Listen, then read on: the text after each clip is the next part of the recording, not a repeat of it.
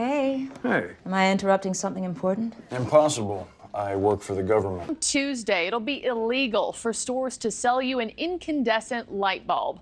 That's the type of light bulb that radiates heat when you turn it on. Now everyone will have to buy LED or compact fluorescent light bulbs, which the Biden administration says are better for the environment. Is there a Connie Lingus here? What about Anita Dickinme? Or Holden Middick? Okay. Are any three of those people here? All right. You got your moment. I hope you enjoy it. Does anyone else wish to testify? People have a lot of misconceptions about California, but none of them are really true. Skittles could soon be banned in California. Not just Skittles either. The ban could also include Sour Patch Kids, Pez, jelly beans, and even Campbell's soup. Ms. Johnson, I just have a real quick question for you. Do you believe it is censorship to prohibit teachers from exposing first graders to Penthouse magazine? Do I believe it is I'm sorry, ma'am. Do I believe it's censorship to? Do you believe it is censorship to prohibit teachers from exposing first graders to Penthouse magazine? I don't know of any instances in which That isn't my question. My question is, do you believe that it is censorship to prohibit teachers from exposing first graders to Penthouse magazine? I believe that it is important that we have parents, teachers, and educators. You are not going to involved. answer my question then, is that right?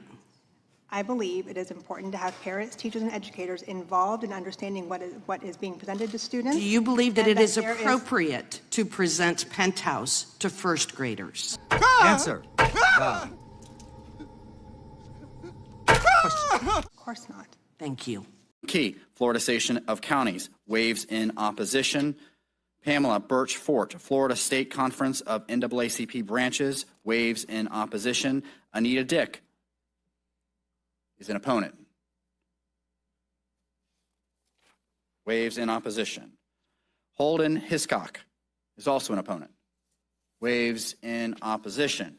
Why the hysteria and the panic and the targeting of TikTok? It comes from China.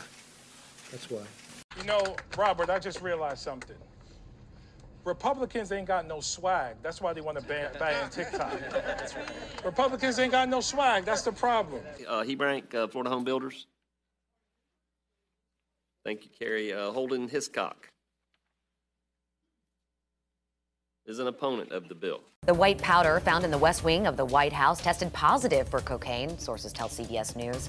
The Secret Service will now conduct a full review, including how it got into the White House. Turning now to an update on that bag of cocaine found at the White House earlier this month. It now appears unlikely that officials will ever find the person responsible for the drugs. The Secret Service now saying, despite going through a sophisticated FBI crime lab analysis, that no fingerprints or DNA was left on the bag of cocaine. The drugs were left in the West Wing lobby where staff go in and out with tour groups and was discovered during a sweep on July 2nd.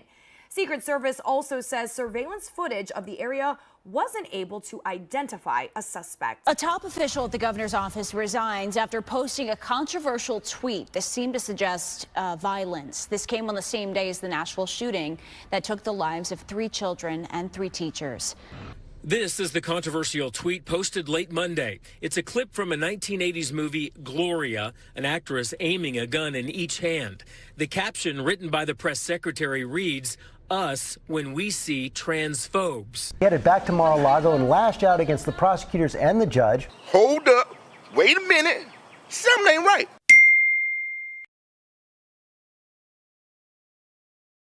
I never thought anything like this could happen in America. Never thought it could happen.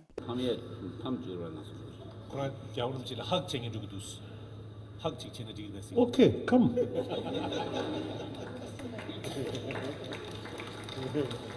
Who's here?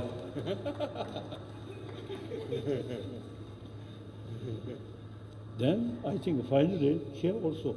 No, no, no, no, no, no, no. Wait.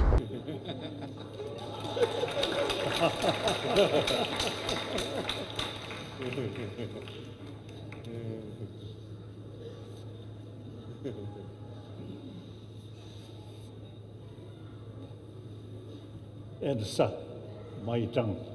Wait!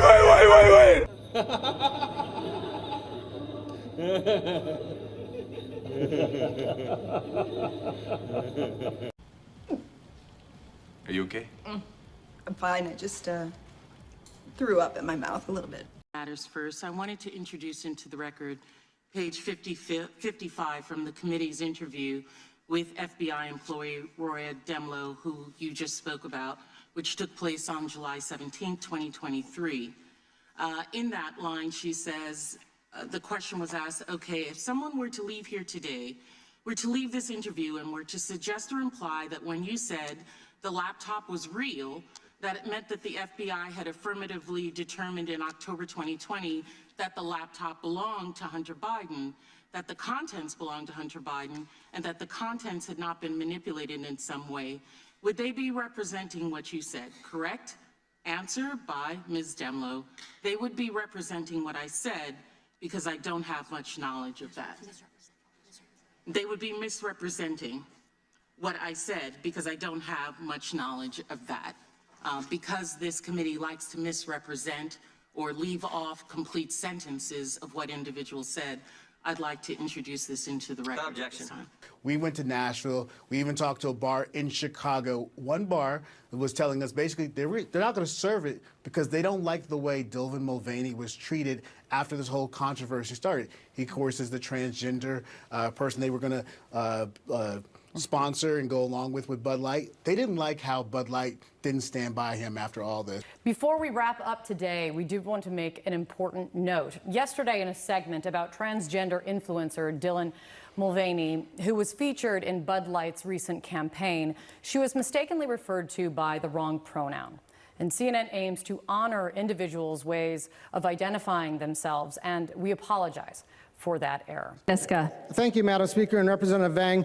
If a Minnesotan writes an article claiming or arguing that COVID-19 is a Chinese bioweapon that leaked from a lab in Wuhan, and someone reports that article to the Department of Human Rights, is that something that the Department of Human Rights should put in their bias registry under your bill? Representative Vang. Thank you, Madam Speaker. Representative Niska, not all incidents are considered, I guess, violent or criminal, as I said before. Coming from a community where we, especially during the pandemic, when we've experienced for the first time in a long time during the pandemic, I have felt unsafe grocery shopping. And so this clearly, if with the rhetoric that we have seen since the pandemic and regarding accusing Asians of bringing in the coronavirus, that is bias motivated, and so that can be considered a bias incident. This one was invented by a writer. Because let's be clear, this is life-affirming and life-saving healthcare. When our children tell us who they are, it is our job as grown-ups to listen and to believe them.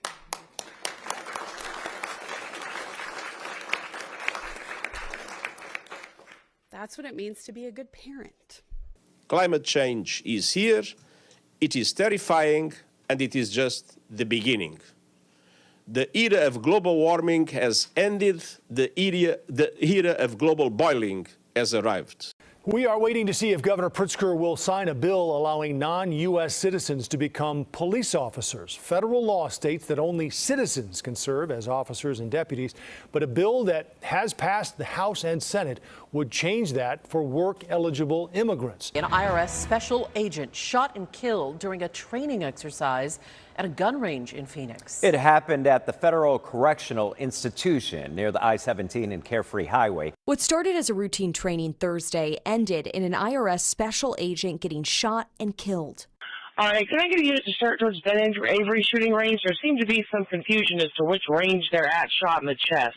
You can hear the confusion over an exact location, but this all ended up taking place at the Federal Bureau of Prisons gun range at the Federal Correctional Institute in North Phoenix. ABC 15 sources tell us the IRS agent was shot by another agent in what's described as an accidental shooting during a training exercise. Oxford police make an arrest following alleged online bomb threats. Now, 29-year-old Lily Mestemacher is accused of false reporting of placing explosives.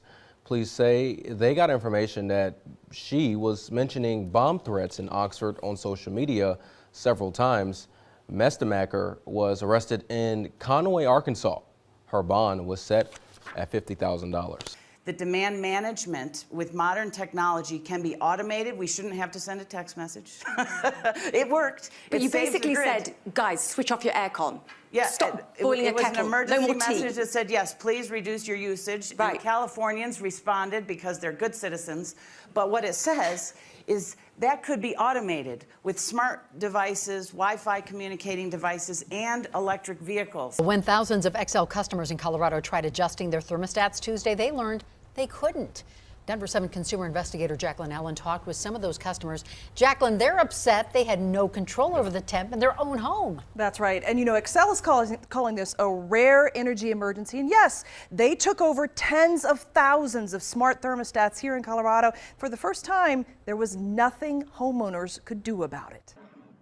Hi, I've got a quick question about the hiring process. Okay. So whenever I'm so say down the road, whenever I decide to apply to the ATF for an internship or something, am I required to not know the Second Amendment, or am I trained to ignore it?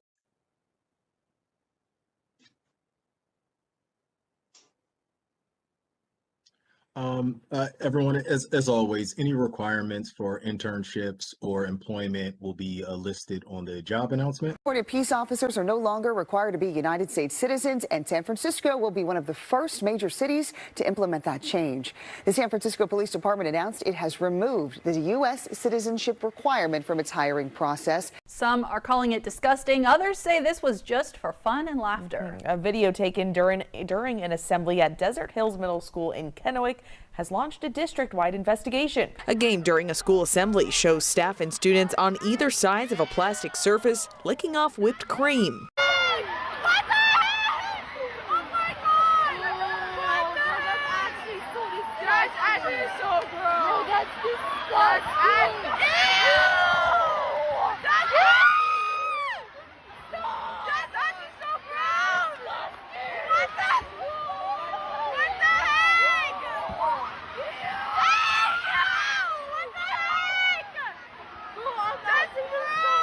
Who here is a history buff?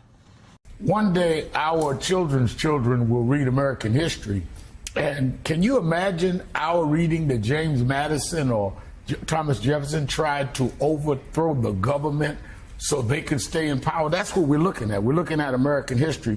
We should note that during our conversation, Kennedy made false claims about the COVID-19 vaccines. Data shows that the COVID-19 vaccines prevented millions of hospitalizations and deaths from the disease. He also made misleading claims about the relationship between vaccination and autism. Research shows that vaccines and the ingredients used for the vaccines do not cause autism, including multiple studies involving more than 1 million children, and major medical associations like the American Academy of Pediatrics and the advocacy group Autism Speaks. We've used our editorial judgment in not including extended portions of that exchange in our interview. Baltimore joined several U.S. cities filing a lawsuit against Hyundai and Kia over car thefts. The suit says both automakers failed to equip their vehicles with industry-standard anti-theft devices. It's a flaw that's been the subject of numerous TikTok videos showing how easy these cars can be stolen. Madam Chair, Madams Commissioners, thank you for the opportunity to speak today. Can you hear me okay? I'm learning how to use this, trying to avoid concussions and COVID.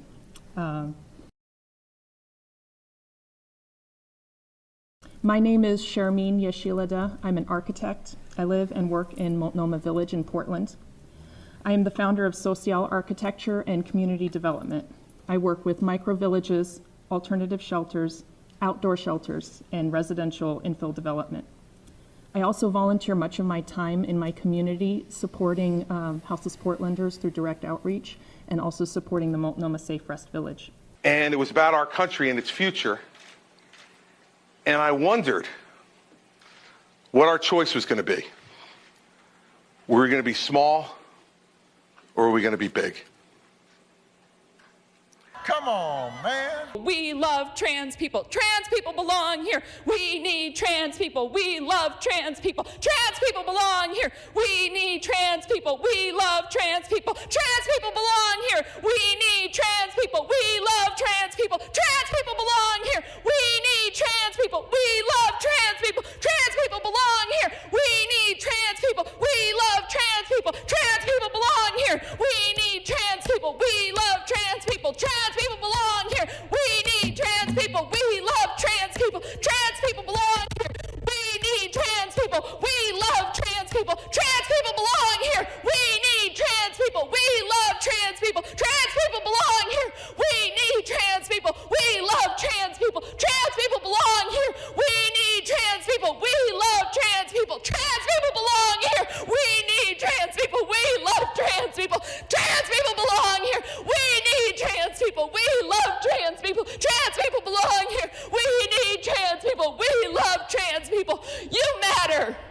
You matter. And I am fighting for you. And I will not stop. I will not stop today. I will not stop tomorrow. You are loved. You matter. You belong here. A federal judge issued an order this week forcing a journalist to reveal a confidential source. A judge in the District of Columbia is ordering Catherine Herridge to participate in a deposition. It's regarding a confidential source she used in a series of stories when she worked at Fox News in 2017. Herridge is currently a senior correspondent at CBS. It's unclear if Herridge or Fox News will comply with the order. The case has renewed calls for Congress to pass legislation offering federal protections for journalists. That is a very slippery slope. There is only one way to stop the mass shootings. It is to suffocate the businesses that make billions of dollars in profits off guns, to destroy the gun lobby, the death lobby, and the Republican Party that defends those lobbies and those businesses. And the only way to do that is an economic civil war. The blue states have all the money. They must starve the red states into submission, or another 600,000 Americans will be murdered in the next 10 to 12 years. I foresee this eventually turning into potentially, not saying it would, but potentially regional agreements around migration. And that's just in the Western Hemisphere. In the Eastern Hemisphere, for example, people leaving and these migration patterns towards Europe and people dying on boats, things like that. I think eventually we're going to have to come together and have regional migration agreements. Yeah, I'm going to have to pass.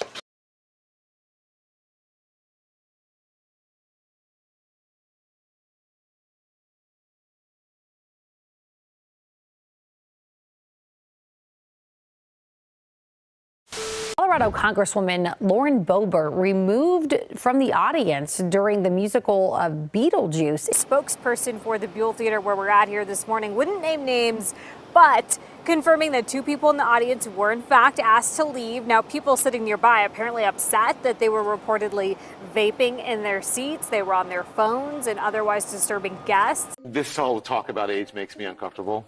I think it's the wrong road to go down. She says people, politicians or something are not in their prime. Nikki Haley isn't in her prime. Sorry. When a woman is considered to be in her prime in her 20s and 30s and maybe 40s. What are you talking? Wait. That's not according to me. Prime for what?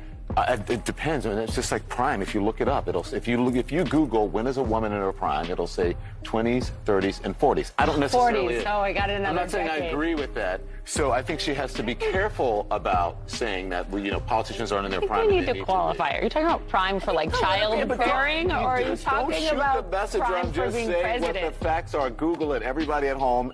When is a woman in her prime? It says 20s, 30s, and 40s. And I'm just saying Nikki Haley should be careful about saying that politicians are not in their prime and they need to be in their prime when they serve, because she wouldn't be in her prime according to Google? Google or whatever it is. Good morning, everyone. That is Charles Barkley. Audie Cordish is here with us. Dawn has the day off. Poppy is in Utah, as you see her there, for the NBA All-Star Game.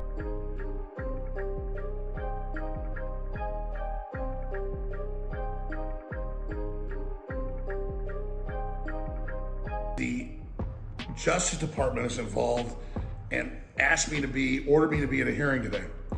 And they spent probably 5 minutes of the meeting that was over 3 hours long on my cat. This is Mushu, my 5-year-old daughter named Mushu this 2 years ago. And they wanted to know if assets were hidden in the cat. The cat was like $2,000, and it is a ragdoll cat, and we really do love it. But they were very serious about the cat and its value, and they may want the cat for the Sandy Hook families. So the deal's broke. You guys aren't getting the cat. My point is, apparently, the XXXY chromosomes are insufficient. Because when we wake up in the morning, we exaggerate whatever feature we want to portray the gender of our choice. Either the one you're assigned, the one you choose to be, whatever it is. And so now, so now just to tie a bow on this, I say to you, somewhere I think I read that the United States was a land where we have the pursuit of happiness. Yes. Suppose no matter my chromosomes, today I feel 80% female, 20% male. I'm gonna put on makeup. I'm gonna do that. Tomorrow I might feel 80% male. I'll remove the makeup and I'll wear a muscle shirt. Why do you care? Yeah. What business is it of yours to require that I fulfill your inability to think of gender on a spectrum? See this one? I'm wearing this. Looks nice. Now I'm about 20% female. Okay, because this is sexy. It's aposematic coloring. I'm demonstrating that I am ideologically fierce with my hair coloring. But that's only about 20% female. Now this one is pink, and we know that pink is female. We know that from science. And so therefore, just like my guru Neil deGrasse Tyson, you could see now I'm moving. I'm 40% female. You see the difference? You see how I'm moving? She is so brave. We have a very special guest on the line, a Democrat, my mom. Don't do it. Mom? Hello, Hello there, Mom. How have you enjoyed the show so far? I have enjoyed the show. I want to say congratulations, Honey Bun. We are so proud of you and your accomplishments, and you've worked so hard. Now let's aim to have you keep your job. And to that end, I do have some suggestions. Okay. Do not tumble into any conspiracy rabbit holes. We do not want to lose you, and we want no lawsuits. Okay. In keeping, I have a list here. In keeping with the Hippocratic Oath. Well, he's not a doctor. Do no harm. We need you to be kind and respectful. You yourself mentioned that humble is a stretch, so I get that. Use your voice responsibly to promote conversation that maintains a narrative thread. There really has been enough Biden bashing, and the laptop is old.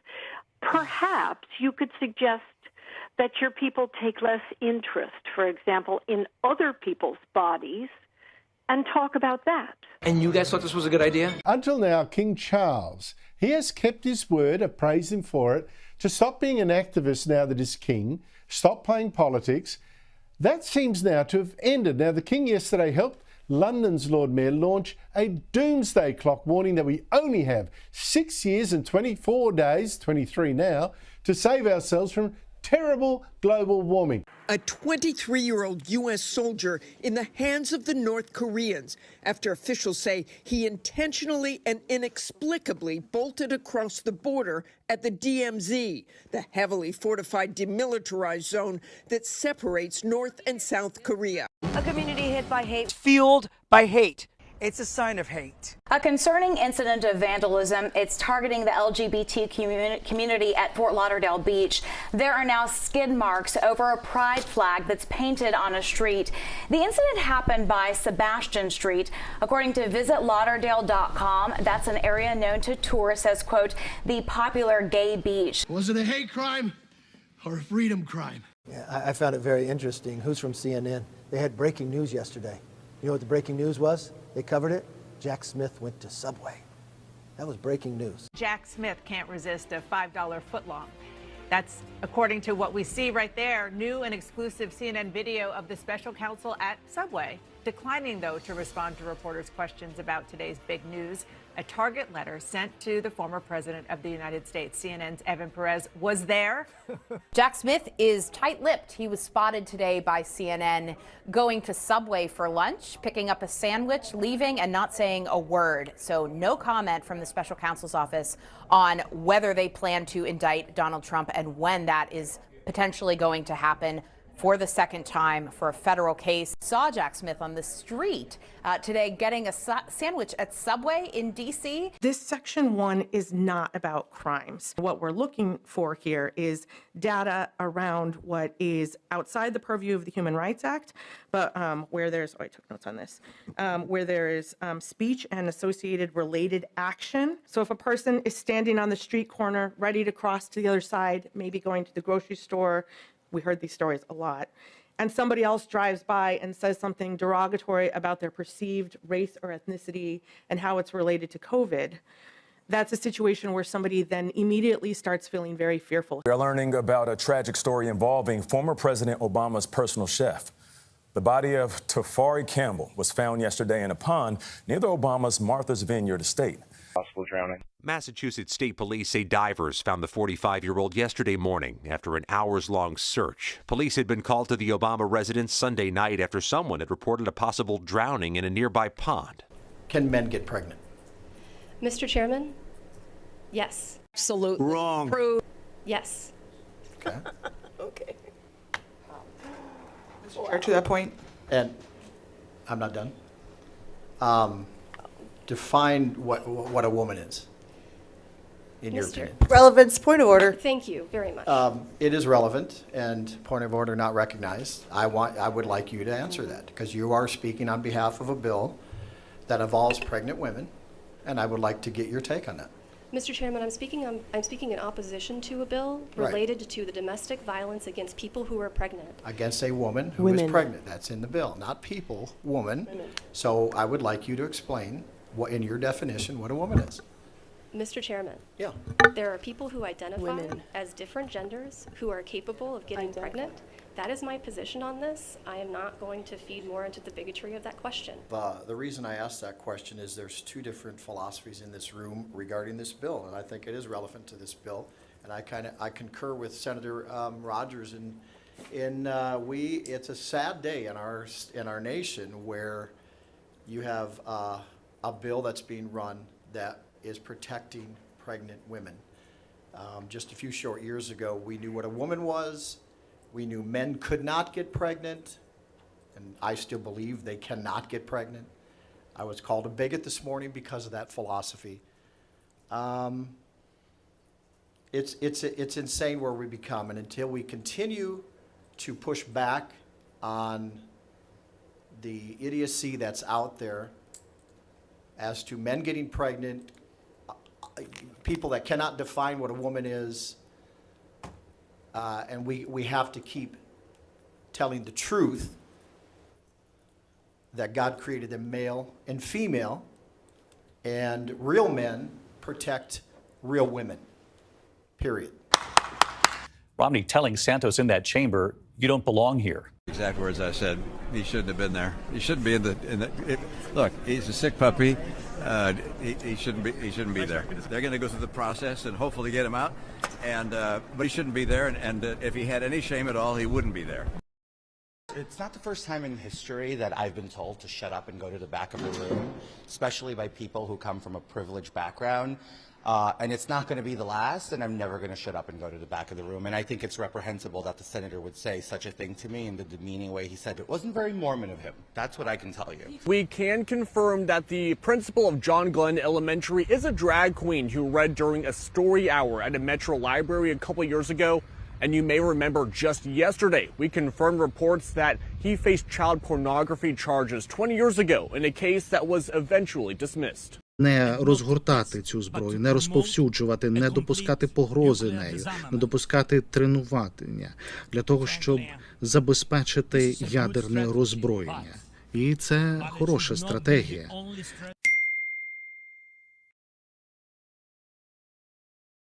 Але вона не повинна бути єдиною стратегією для того, щоб убезпечити світ від війни, від останньої війни. Україна віддала третій. The spokesperson for his own military was this American person. Yeah, just an all-American girl. One who makes Leah Thomas look like Reese Witherspoon. If you look at Putin's mouth, you'll notice that blood drips from it. He's a vampire, carrying out genocide against both Ukrainians and Russians alike.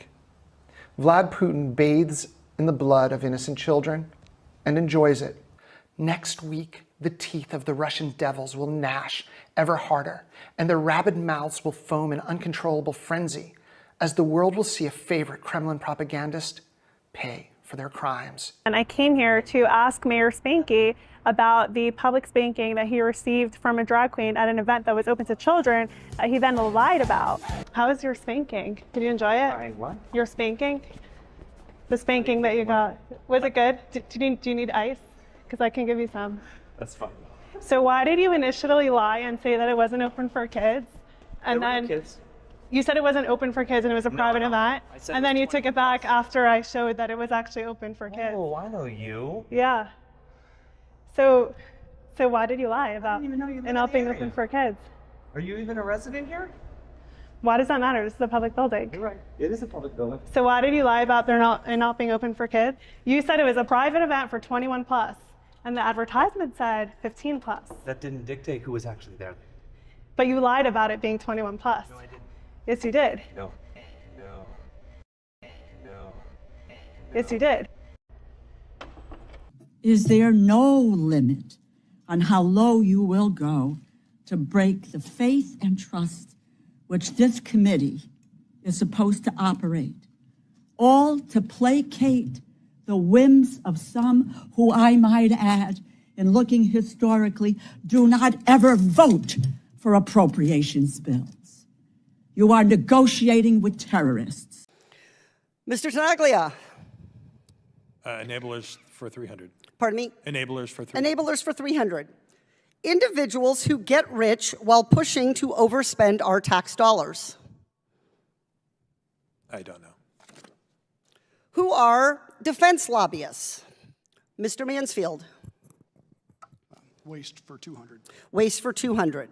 I'm really counting on you here, Mr. Mansfield.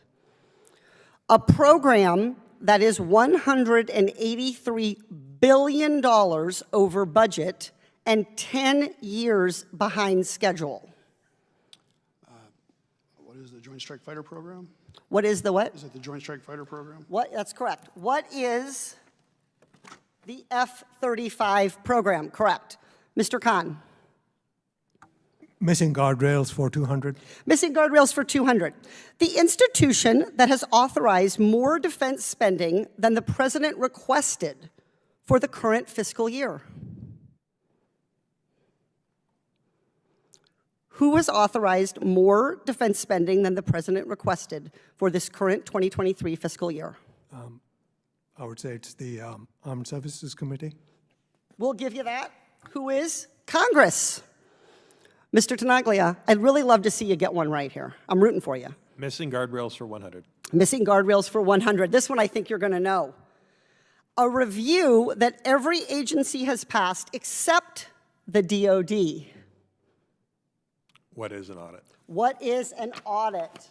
Correct. We know that schemes like vouchers and charters that are designed to take that money out of our public schools is not going to do what we need for all of our students, because public education is the foundation of our democracy. Yeah, no. I can hear Chief Seattle crying out to us, urging us to remember when you know who you are, when your mission is clear, and you burn with the inner fire of an unbreakable will. No cold can touch your heart.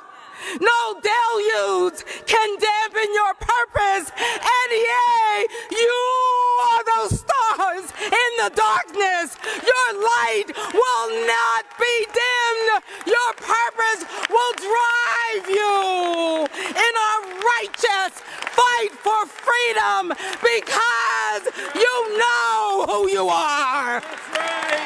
Yes. You know who you are. You are the NEA. Our mission is clear. We will advocate for the rights of education professionals, and we will change this world for our students with that inner fire burning. We will never bend. We will never be broken because we are the NEA, and we will always do what we must to be worthy of our students. Thank you, NEA, for all you do every day for our babies and for our colleagues and for your states and for this country. Onward, NEA! Onward! They sound like a cult. Medication abortion is a lifeline. It's a lifeline for the person working multiple jobs who can't afford to take a day off work because wages are too low or they don't have paid sick leave. It's a lifeline for the mom of two who can't afford childcare or who can't find that affordable childcare. It's a lifeline for the person who lives hundreds of miles away from the nearest clinic and does not have reliable transportation. It's a lifeline for the trans folks who face transphobia and bigotry because of anti-LGBT plus laws and outrageous bans on a gender-affirming care. And that's where they declare a Mr. and a Miss Morgan State. And we've got Tyrone on the phone with us now. Tyrone, when you say poker game, what exactly happened? What transpired? Well, first we all get together every Tuesday night, and we watch Tucker Carlson's show on X. We used to watch him on Fox News. Obviously, he's not there no more. And still being the most credible guy in the media in America, we always get together to watch Tucker Carlson, and I think he's doing probably better now that he's not with Fox News because the corporate media always controls what the teleprompter readers are able to say. And now that he doesn't have that hand. Thank you, Tyrone. Maybe we can work to get Don back on the phone. Tracy, we can get that. Clearly, that was not a student at Morgan State. You know, ladies and gentlemen, you can say what you want about Washington, D.C. Mayor Marion Barry, but I feel it's my belief that gram for gram, you're not going to find a better mayor anywhere. Good Hope Road out, Marion Barry Avenue now in, as many come out to celebrate in Southeast to pay homage to the mayor for life. There's an issue you might have noticed in the race for governor. It seems very minor, but has a lot of people scratching their heads. How do you pronounce the name of the Republican candidate? DeSantis is one option, or DeSantis. Well, it's great to be here. I am Ron DeSantis. I'm Ron DeSantis. I'm Ron DeSantis. I'm Ron DeSantis. I'm Ron DeSantis. My husband, Ron DeSantis. Hi, this is Governor Ron DeSantis. Hello, this is Governor Ron DeSantis. I do think that, you keep using these words, violent, violent, violent, violent, and it gives the impression, the only violence or the only acts of violence against people that I saw were actually police tackling protesters. Hey,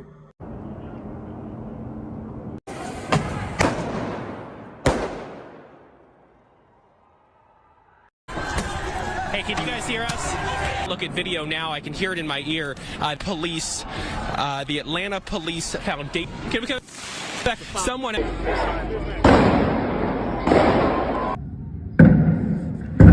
Struck by the hypocrisy of this. Two more people to hear from. I'm sorry. You have a chance. Well, I'm not sorry. You sit down. I know you're not sorry. That's the point. The hypocrisy of this speech.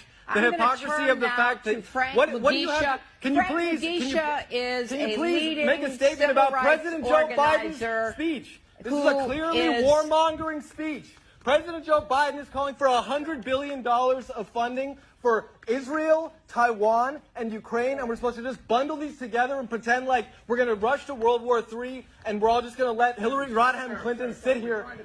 Okay. I'm Yes. sorry. You know, Yes. this is not What- this is not the way to have a conversation. I'm sorry. If you want to have a My- conversation, you're welcome to come talk to me You afterwards. can sit here. Okay, right. You're gonna wait for me, right? Please, I will wait for I do you, not and I believe will you. listen to you, and I will respond I to you. do not believe you. But Respectfully, I do not believe you. Well, and the then fact of the matter is that the just- American people's voice are what need to be heard. Yeah, because, they are being because our heard. president is not speaking for the American people, and well, neither are that's you. your opinion. That's your opinion. Yes, that's my opinion. Well, then sit down. We've heard your opinion. Thank you very much. Now we're going to I'm turn not to going to people sit down. who are I'm on not the going to front stop. lines I'm not going of to stop working intervening. on behalf I'm going to wait of here. human rights. I'm going to exercise my free speech But until it's not, until it's I'm not removed. free speech when you This- are disrupting Yes, everybody it is. else's opportunity It is free to speak. speech. This is free speech, everyone. This is free speech. That is not free speech. This is people constructing narratives that are openly hypocritical. I'm sorry. The incredible hypocrisy. You know, tell maybe me you John could Foster actually- Dulles went with Eleanor Roosevelt to bring this Declaration of the Rights of Man. John Foster Dulles was involved with the CIA. Oh, yeah. Well, you're brilliant in your Oh, historical yes, thank you. cherry And picking. The Pinochet regime. Oh, Please, could you listen. please inform me about the United States Okay, involvement we are in these going historical to, to, things? we're going to move on Miss to, Clinton, will to you Frank denounce Mugisha, Joe who's Biden? actually on Will the you front denounce lines Joe fighting for Biden's human speech? rights, not Will you? just yelling about it. So, Frank, I want to turn to you because you are from Uganda, and Uganda's 2023 Anti-Homosexuality Act criminalizes LGBTI conduct in Uganda. To push us to World War And- III. oh, Do you please. understand? It's Please. not about Israel and Palestine. It's not Please. about. It's not football. This isn't football. It's not Team America. Well, I'm sorry, but some of us are on Team America despite our flaws and our Yes, problems. yes, And that's me. And some of us, every person on this stage. You have to stop right now. You have to stop. Or what? Wait, I'm I want to say gonna one thing. exercise my Every disrupting your person event. on You're this not stage exercising your- has right now, risked you have their to life, calm down. their income, their reputation, their careers, and what have you done other than stand up and disrupt? I need you to. I will put my records and these women's records and Frank's records against you any day of the year. I'll respond. What I have done is I have asked Hillary Rodham Clinton to denounce the president's openly warmongering, suicidal, idiotic speech. And That's I've given what I've my asked. answer. I will That's not what do I've that. done. So that's the end of our conversation. But I'll still meet you outside. But you're done. Right now. Okay, Frank. Okay. Frank has. He was never heard from again. U.S. Senate staffer who worked in Maryland Senator Ben Cardin's office is out of a job after video allegedly shows him having sex inside of a Judiciary Committee hearing room. Aiden May Swarovski reportedly recorded himself in the act. Senator Cardin released a statement confirming that he is no longer employed by the U.S. Senate, but did not elaborate any further. The governor has enhanced our ability to develop intelligence and to identify people who are taking part in hate speech. We're very focused on the data we're collecting from surveillance efforts, what's being said on social media platforms. And we have launched an effort to be able to counter some of the negativity and reach out to people when we see hate speech being spoken about on online platforms. And today I'm announcing $3 million, an additional investment to ensure that every single college campus now has these on the state of New York, in the state of New York. So let me be clear. These teams are working to identify violent threats. They're not looking at your Instagram sunset post or your tweets about your favorite football team. And they're not here to penalize anyone for their political views. Sure. They have a simple goal: to find out what's driving hateful behavior and intervene early before harm is done. We're not preventing anyone from exercising their First Amendment rights to speak.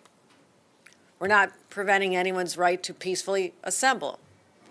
We're not blocking anyone from expressing opposition or support for political or military action in the Middle East. That's what we're not doing. But we're not tolerating the spread of hate. That's the difference. One of the bills would ensure a child's gender identity is included in child custody cases. So the bill in question is Assembly Bill 957, which essentially, when a judge is making a determination in the family court system about giving custody to one parent or another, one of the criteria included in the health, safety, and welfare of a child would be a parent's affirmation of a child's chosen identity. And having been a black woman who raised black sons in California, I love judicial discretionary, but there is some issues. Because guess what? They are human beings. And so we want to make sure that they understand that every judge in the state of California recognizes that for a TGI child, affirmation is in their absolute best interest, period. First came gas stoves, now it's pizza ovens. The New York City Department of Environmental Protection says restaurants using coal and wood-fired pizza ovens must cut emissions by 75%. Evidently, the emissions from these pizza ovens is terrible. So roughly 100 restaurants would have to install $20,000 filtration systems and then maintain them. I will never apologize for standing up for an LGBTQ2 plus kids' rights. So proud of Sister Roma and her work in the community, and I'm proud of California for standing strong to support LGBTQ people as our community is under assault in the rest of the country. I'm walking back to my hotel past Rockefeller Center. That's where they usually put the Christmas tree in New York.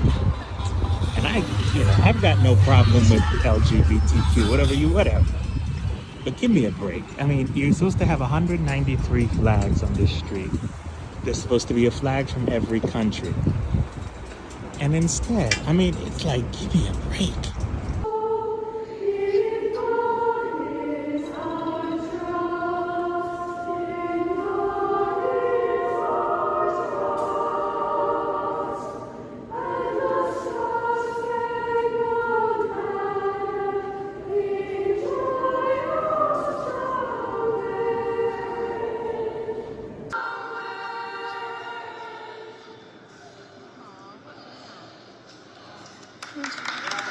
Having Trump not only have had the codes, but now having the classified information for Americans and being able to put that out and share it in his resort with anyone and everyone who comes through should be terrifying to all Americans, and he needs to be stopped. Thank you. I'm just curious, out of the, how many earmarks was it, 2,680? How many other websites did you get a chance to check besides these three?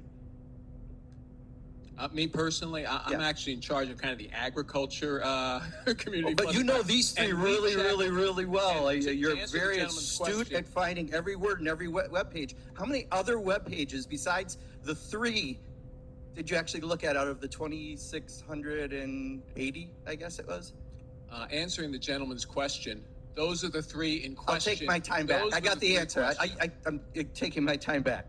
You know, there's a saying, how do you show you're a bigot without saying you're a bigot? I'm just saying, there's a saying.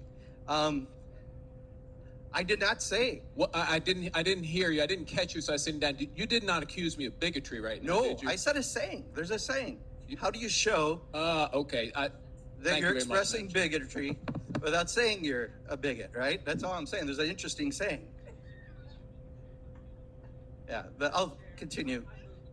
The last set of gentlemen's words be taken down. I'm sorry. I request that the chair take down the words. It's not a motion. I request the gentleman's words. I know it's a little warm outside and a snowflake can melt, but this is a little bit ridiculous.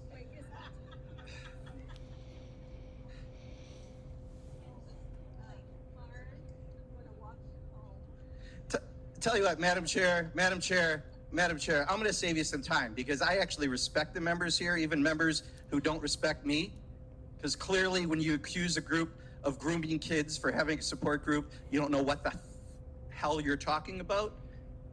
I will take back saying, how do you know you're a bigot without saying you're a bigot, because I think it's self-evident and I don't need to put the words Madam out Chair, there. I ask that those words be taken down because they are not striking the gentleman. He did not move to take down his words. He merely moved to explain them. I said I would take down my words. Perhaps his eyes are so tired from reading so many websites that his ears can't hear. I don't know why Madam this Chair, is such an those issue. are personal remarks. I move that those remarks be taken down. We can gather. I'm sorry, I don't move. I ask the chair to take down those remarks.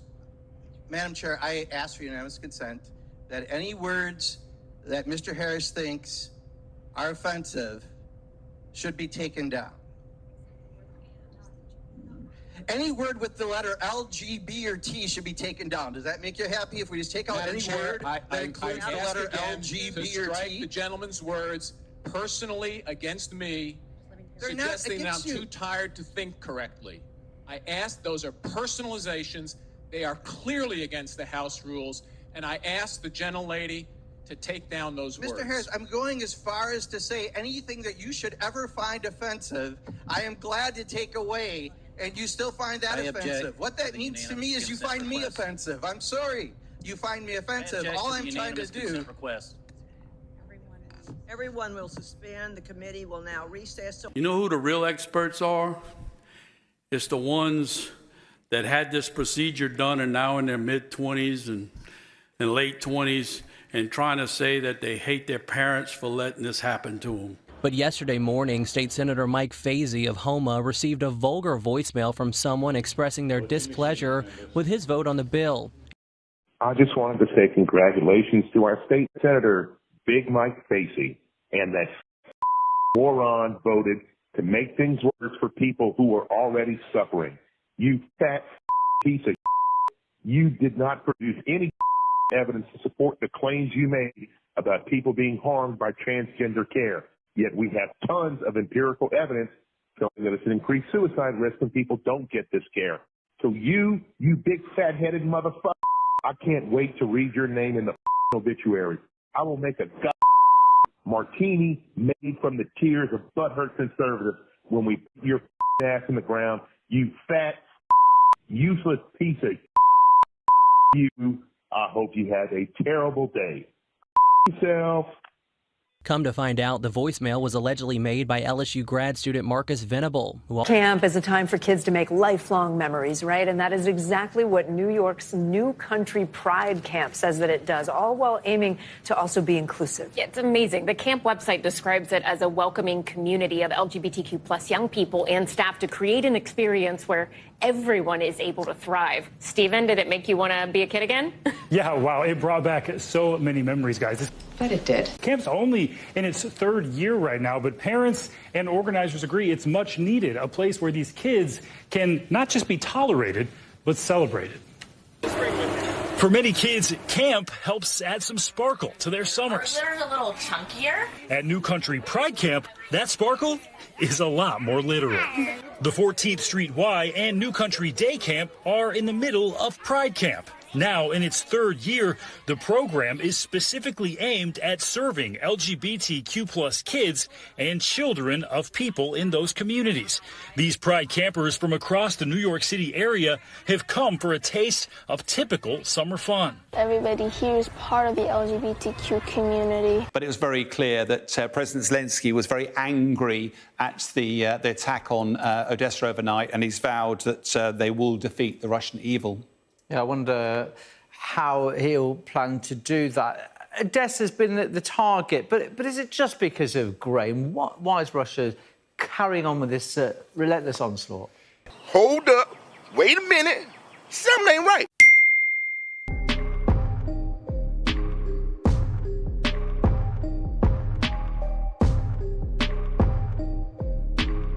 Yeah, I wonder how he'll plan to do that. Odessa's been the target. Correct me if I'm wrong, but it's not possible. So much for bias against right wing on Twitter. Additionally, Ms. Navaroli, are you familiar with the account Libs of TikTok? I have heard of it from the news, yes. Mr. Roth, are you familiar with this account? Yes, ma'am, I am. Are you aware that from August 11th to August 16th, that account posted false information about Boston Children's Hospital, claiming that they were providing hysterectomies to children? A gender-affirming hysterectomy is very similar to most hysterectomies that occur. A hysterectomy itself is the removal of the uterus, the cervix, which is the opening of the uterus, and the fallopian tubes, which are attached to the sides of the uterus. Some gender-affirming hysterectomies will also include the removal of the ovaries, but that's technically a separate procedure called a bilateral oophorectomy. And not every gender-affirming hysterectomy includes that, and people who are getting gender-affirming hysterectomies do not have to have their ovaries removed.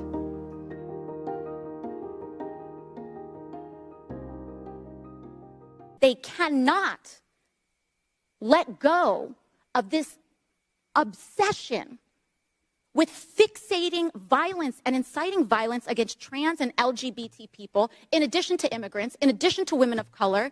This is a party that cannot pick on anyone their own size.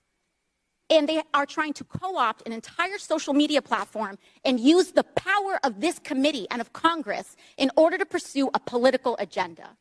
I yield back. We have parents who tell us that their kids, they knew from the minute they were born practically. A good portion of children do know as early as seemingly from the womb. We are at the beginning. When you look at technology transformation, it usually takes place in the terms of an S-curve. And we are just now where we move into the exponential phase. And I agree. Artificial intelligence, but not only artificial intelligence, but also the metaverse, near space technologies, and I could go on and on, synthetic biology. Our life in 10 years from now will be completely different, very much affected, and who masters those technologies in some way will be the master of the world. Girls run the world because they're the only one that can procreate. They birth everybody. All women are great because they're all queens.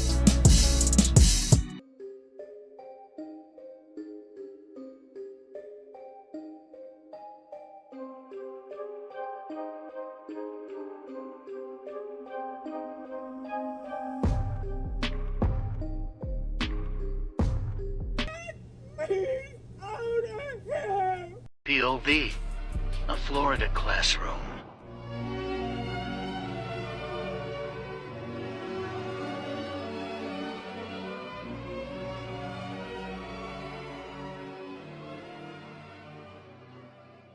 TikToks led to Hooper being put on leave. The school district issued this statement that reads in part, Orange County Public Schools will not tolerate the use of our children as political pawns. Any employee of who creates videos or content with students in an effort to exploit them for political purposes will be immediately removed from the classroom, placed on administrative leave, and swift action will be taken to terminate employment.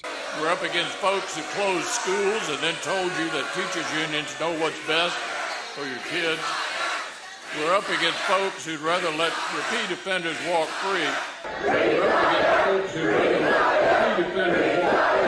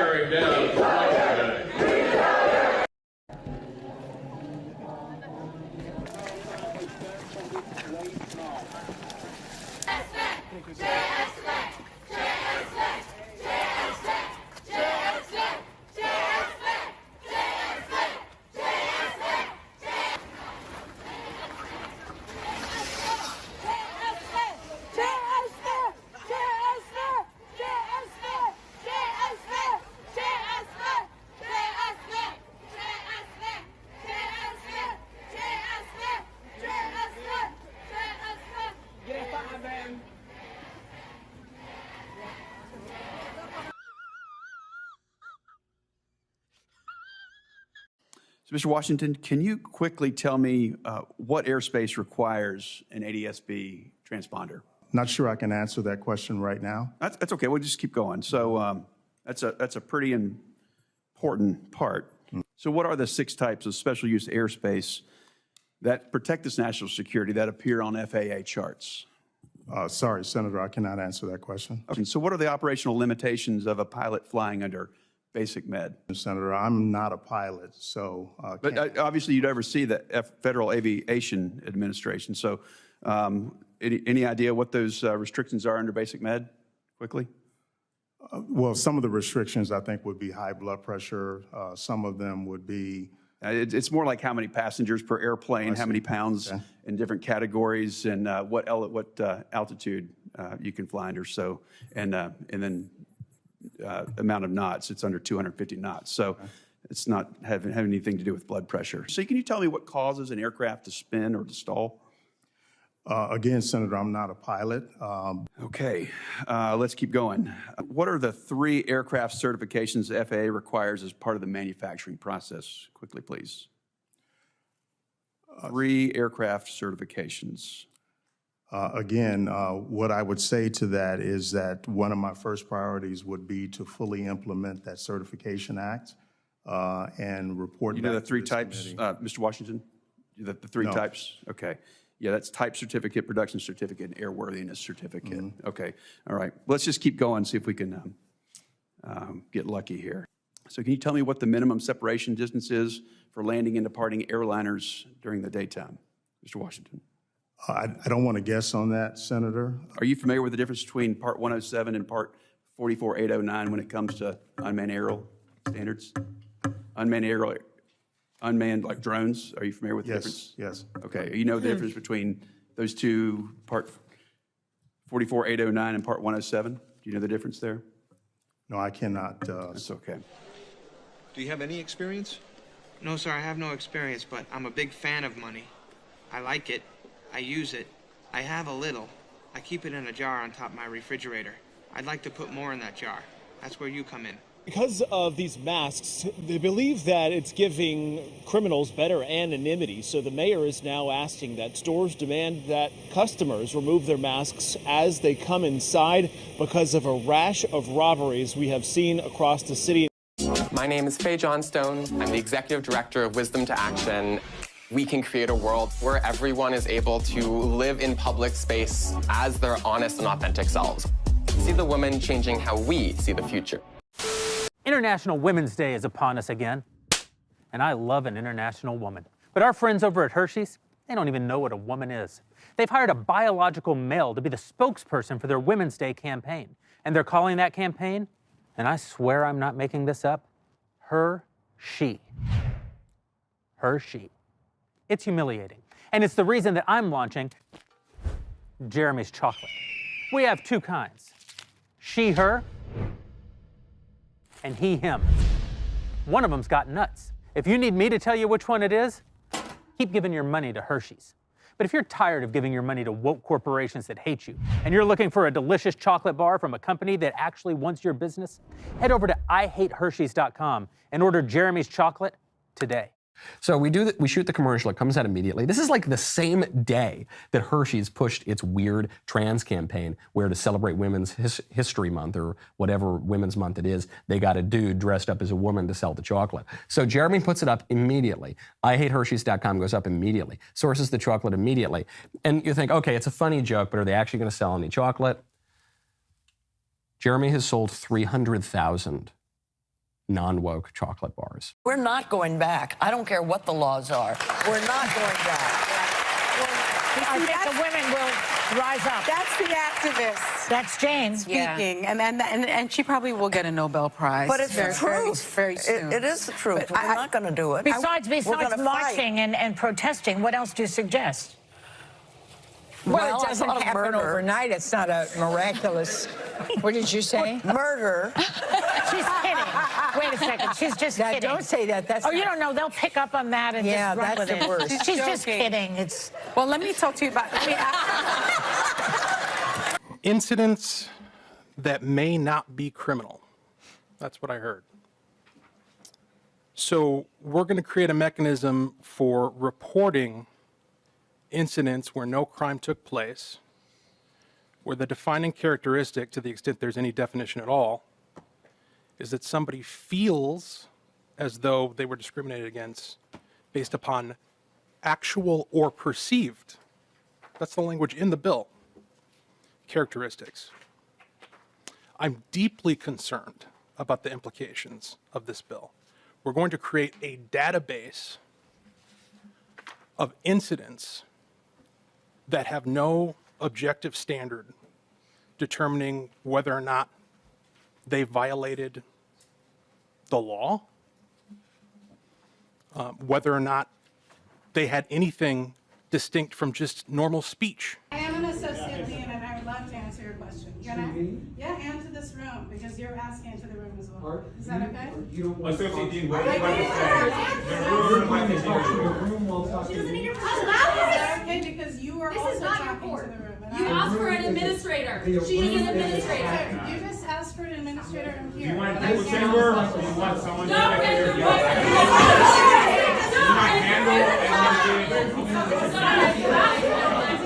Can I say something, Tim? Is that okay?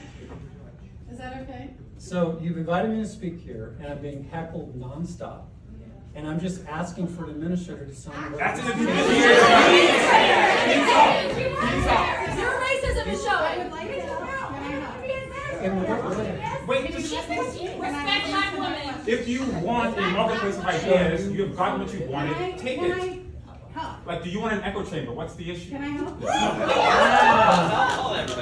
I guess I have prepared remarks, but they're not letting me get. Go ahead. Yes, please. And I had to write something down because I'm so uncomfortable up here. And I don't say that for sympathy. I just say I'm deeply, deeply uncomfortable. I'm uncomfortable because this event is tearing at the fabric of this community that I care about and I'm here to support. And I don't know, and I have to ask myself, and I'm not a cynic to ask this, is the juice worth the squeeze? Is this worth it? It isn't a setup. But for many people in this law school who work here, who study here, and who live here, your advocacy, your opinions from the bench land as absolute disenfranchisement of their rights and does land. Let me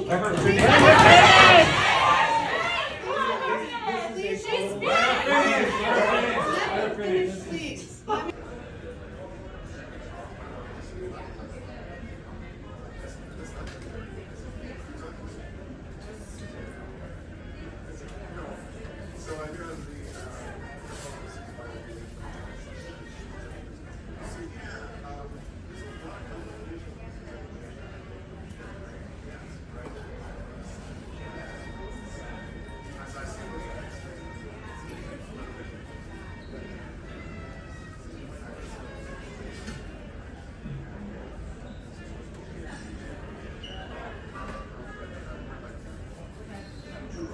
You know, I may agree with him on the surgery part because I don't think it's happening. So, you know, you seem to have started this, so I need your evidence of where these surgeries are occurring in Tennessee. Could you give me, you know, places, times, maybe some names, or something that, you know, you know of? New tonight, Vanderbilt Hospital in Nashville announced today it is pausing gender-affirming surgery on minors. It follows backlash by conservative leaders in the state. My evidence is the healthcare provider's own words. You know, I outlined Vanderbilt Health and their transgender care program, and the people that work for that program, their own words, talking about what they do and talking about, for example, providing the chemical castration drugs to adolescent children. As far as surgeries, you know, double mastectomies do happen, and the way that I know that they happen is that after I called attention to this program at Vanderbilt, they said that they were going to stop performing, they were going to put a pause on the program that performs these surgeries on minors. And so if you're pausing the program that performs surgeries on minors, then I'm going to assume that the program existed. Otherwise, you couldn't have paused it. We essentially had to lock ourselves in for 3 hours. What were they screaming at you, Riley? They were screaming, of course, trans women are women. They were screaming that there will be vengeance and that this is a fight and that I'm using my white privilege. Trans rights are human rights! Trans rights are human rights! Trans rights are human rights!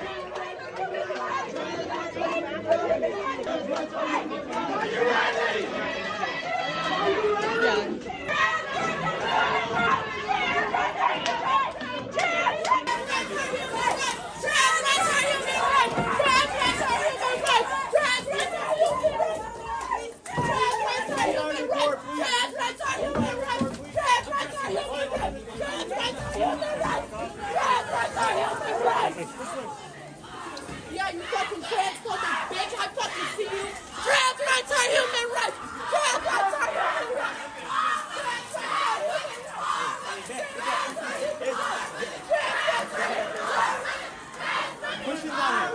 rights are human rights! Trans rights are human rights! Trans rights are human rights!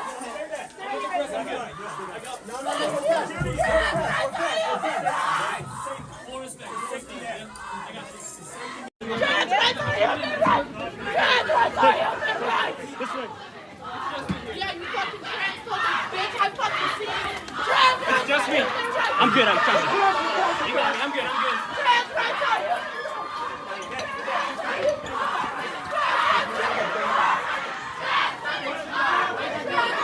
I'm coming. I'm good. Trust me, I'm good. Go ahead.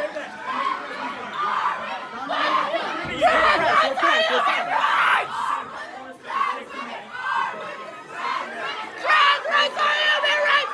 You crying! You fucking crying, bitch! Fuck you! Fuck you! Fuck you! Trans rights are human rights! This assignment that we're talking about at Churchill High School asked students to share a sexual fantasy. It's part of the Health 2 Human Sexuality class at Churchill High School. The assignment in question asked students to write a paragraph or two about a sexual fantasy, but without penetration. The last line of the assignment says it's to show that you can show and receive loving physical affection without having sex. Now, this is not the first assignment that's raised some eyebrows. A previous assignment from that class from February was titled, "With Whom Would You Do It?" Students spun a wheel with various sexual acts on it, and then were asked to list the initials of a male or a female that they would do each activity with. Business is booming at SpaceX. Recent launches by Elon Musk's rocket company included one lifting a new space telescope for Europe. But the company faces a legal headache. The US Justice Department says it's suing SpaceX over allegations it discriminated against asylum seekers and refugees in hiring. So follow up, so a 10-year-old can make that decision on their own then? No. Chair Sanchez, Senator Steiner, yes. 10-year, no. No. 10-year-old?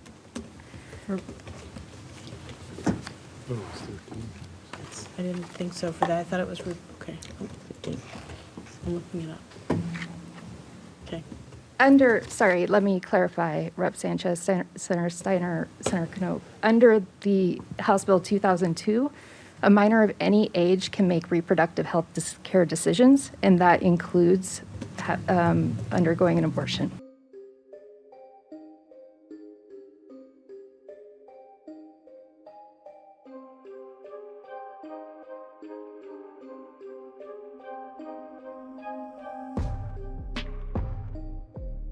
Tiffany became one of the first people at her hospital to get the shot.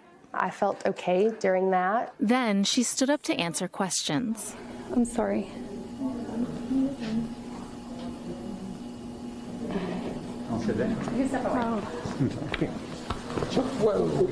I ended up passing out. So that created the opposite effect of what I would have liked. People thought that I was dead. People thought that I was an actress paid to do this, that I was paid off by Big Farm. It was completely overwhelming, to be honest. It snowballed fast. I had people showing up at my house. I had people reaching out to my friends, my family. I even received death threats. Why not come out and dispel these rumors? Initially, that was exactly what I wanted to do. And unfortunately, I was told that that absolutely would not happen. The hospital told you not to speak out? Correct, yes. It would be irrecoverable damage is what I was told if I was to speak out and have another episode. CHI Memorial has repeatedly denied knowledge of any directive asking Tiffany not to speak or post. San Jose Church has to pay more than $1 million in COVID fines. Yeah, a judge ruled the church violated COVID-19 policies during their lockdown. Yeah, good morning, everyone. You know, it's very rare that we're able to see churches having to pay fines. And dear God, what is that thing? This all comes after a years-long battle between Santa Clara County and Calvary Chapel here in San Jose, with the judge ultimately saying that the church was wrong. They not only need to pay these fines, but they're also being charged interest. When did this policy of preventing parents from being able to access their minor children's medical records start? I'm not sure of when it happened online. So the question was, when did it start on not allowing parents to see minor children's medical records? I'm not sure. I've been a practicing provider for 6 years, and that's as far as I've known that it's been the case that you're not allowed to see once you're 12 years old. You can come into clinic and you can request those records, but you can't get it online. So it's just only online? Correct. So if a parent wants to come in and find out what's going on with their children's quote-unquote care, they have full access to those medical records, and the providers can't hide any of that or keep these conversations secret from the parents. If they come in. And I would definitely recommend. So when they come in for any of these concerns and their parents don't know, I encourage them. I build that rapport and I encourage them to talk to their parents. Because then, think about it. If they have that trust of that provider, and then you're coming in and getting their medical records, you're breaking that trust. You're not building that trust with that child. So the only issue I have with that, they're a minor child. They're not of consenting age, correct? So if we're sitting there, I can. They can't hear back. So I don't understand how, because I have a 17-year-old and almost 12-year-old, and I've never been notified of this policy until I just heard about it the other day. And personally, I think it's absolutely abhorrent that medical professionals will keep that kind of information from parents, especially if there's some kind of pregnancy or especially some kind of STI or anything like that, and especially when it comes to gender. There's so many things that are poisoning our kids' minds on social media when it comes to this gender ideology, and then medical professionals are now no longer required to disclose that kind of information to parents. I think is absolutely abhorrent and disgusting. You also plan to make important investments to address the roadway safety crisis, including the critical funding that would accelerate the development, and this is an area I've written to you about, of the use of female dummies in crash testing. This will start to fight the gender inequity among vehicle safety and crash victims. So call us woke, but that seems like transphobia. Did it never occur to Congresswoman DeLauro you could just put lipstick on the male dummies and have them identify as female? Trans female dummies are trans females. But would you have a panel where someone spoke about whether or not there should be legal murder? No, because murder is objectively wrong and you're killing someone, but I would not put that on the same scale.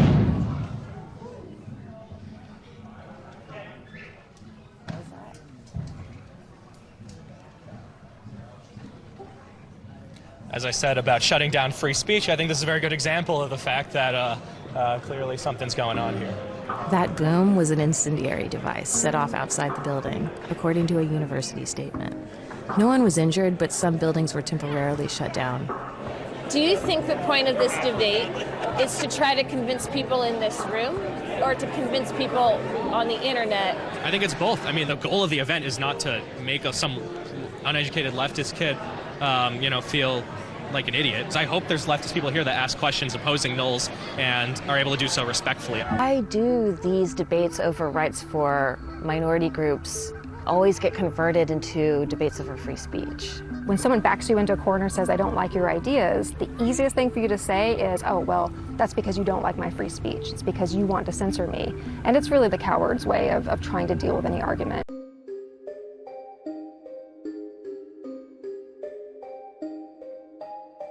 These types of laws have been used to ban drag shows, to target individuals who use the restroom of the sex that they identify with, a public restroom, to charge them with felony charges. I am very concerned about the attacks against the transgender community that are happening across the country. When I initially read this bill, it did not even come to mind, for me either, as an advocate.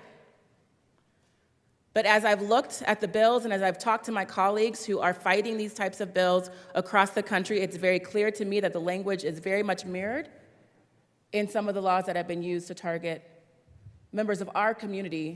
Starting May 1st, mortgage fees on home loans backed by Freddie Mac and Fannie Mae for people with poor credit will become significantly lower, while fees jump for people with good credit. A councilman is coming out as transgender and a woman of color. Delaware County Councilman Ryan Webb announced that he now identifies as an Indian American woman. Since that announcement, he's received some support, but a lot of backlash, many calling him childish, despicable, even calling for things like execution. In a statement Webb gave to ITMate, he says, quote, "It is unfortunate that I cannot simply be given the same space and respect to explore my identity that so many of those targeting me demand for themselves. It's possible I may change my mind down the road. The process of identity exploration is complex, and oftentimes at the end of our personal journey, we end right back where we started."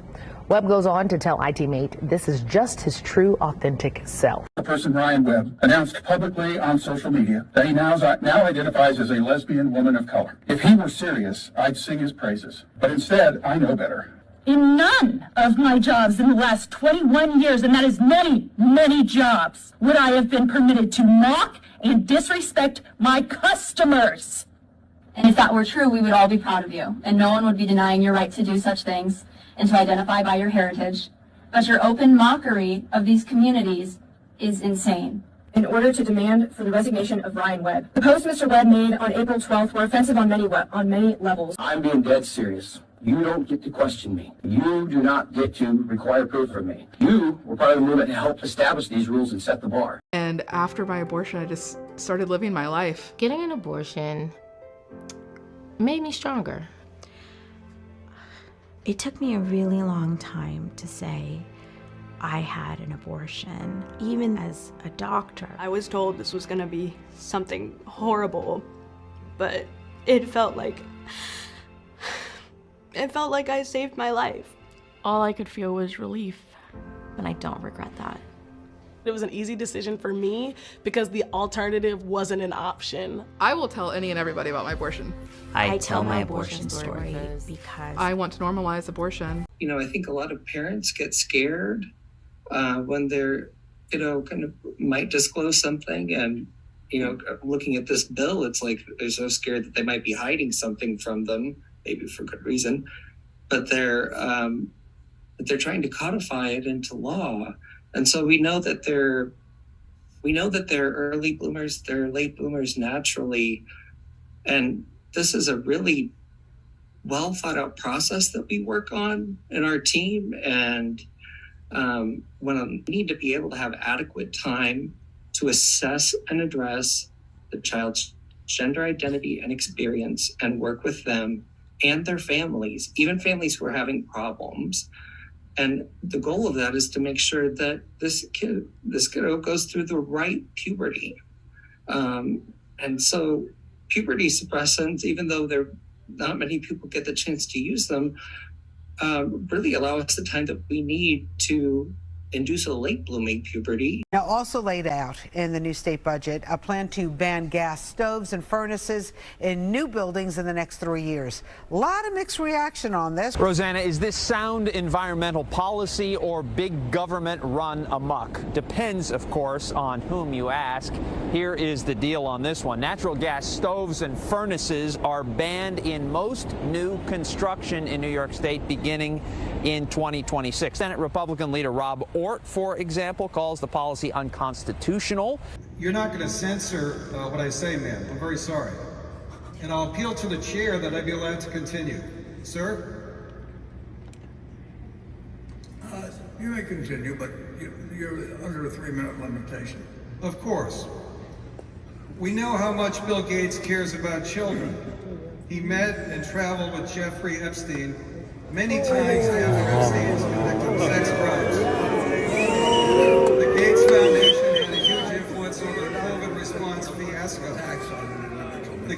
Foundation may be the largest single donor to the dark money machine known as Arabella Associates. It funds causes like defunding the police, making American cities unlivable. Money goes also to groups conducting threats.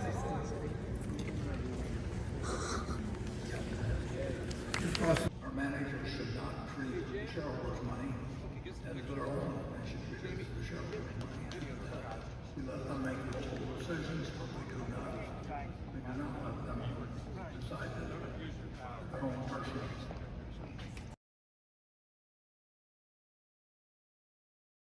We are seeing that Americans continue to borrow even as the cost of borrowing has spiked. This report found that consumers added $148 billion of debt just in the first 3 months of this year alone. That's lifting total consumer debt to just over $17 trillion. That is a fresh record high. And what's interesting is a lot of this debt has been piled on in just the last few years. The New York Fed report found that consumer debt since the end of 2019 is up by nearly $3 trillion.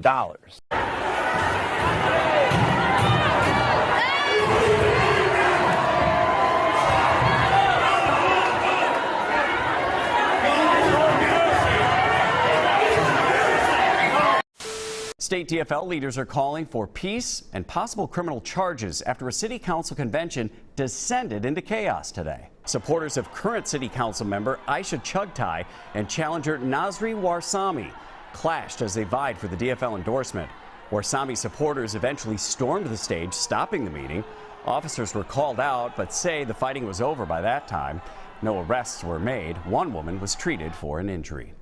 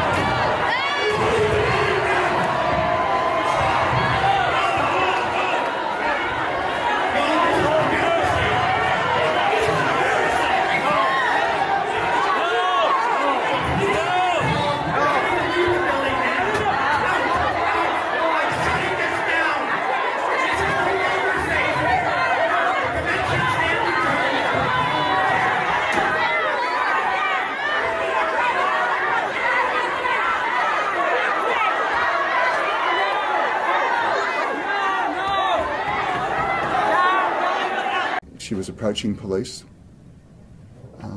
but it is fair to say at a slow pace. A 95-year-old woman with dementia is fighting for life this morning after being tasered by police in southern New South Wales. New South Wales police are investigating after police had claimed they allegedly found the woman in possession of a knife. Now, Ms Nowland lives in an aged care facility not far from here, and it is there where she was tasered by police on Wednesday. At the time, she was in a room She did have a knife in her hand, and it is fair to say that she was armed with that knife. The knife in question is a steak knife, a serrated edge knife that she had obtained from the kitchen area of the nursing home a couple of hours earlier.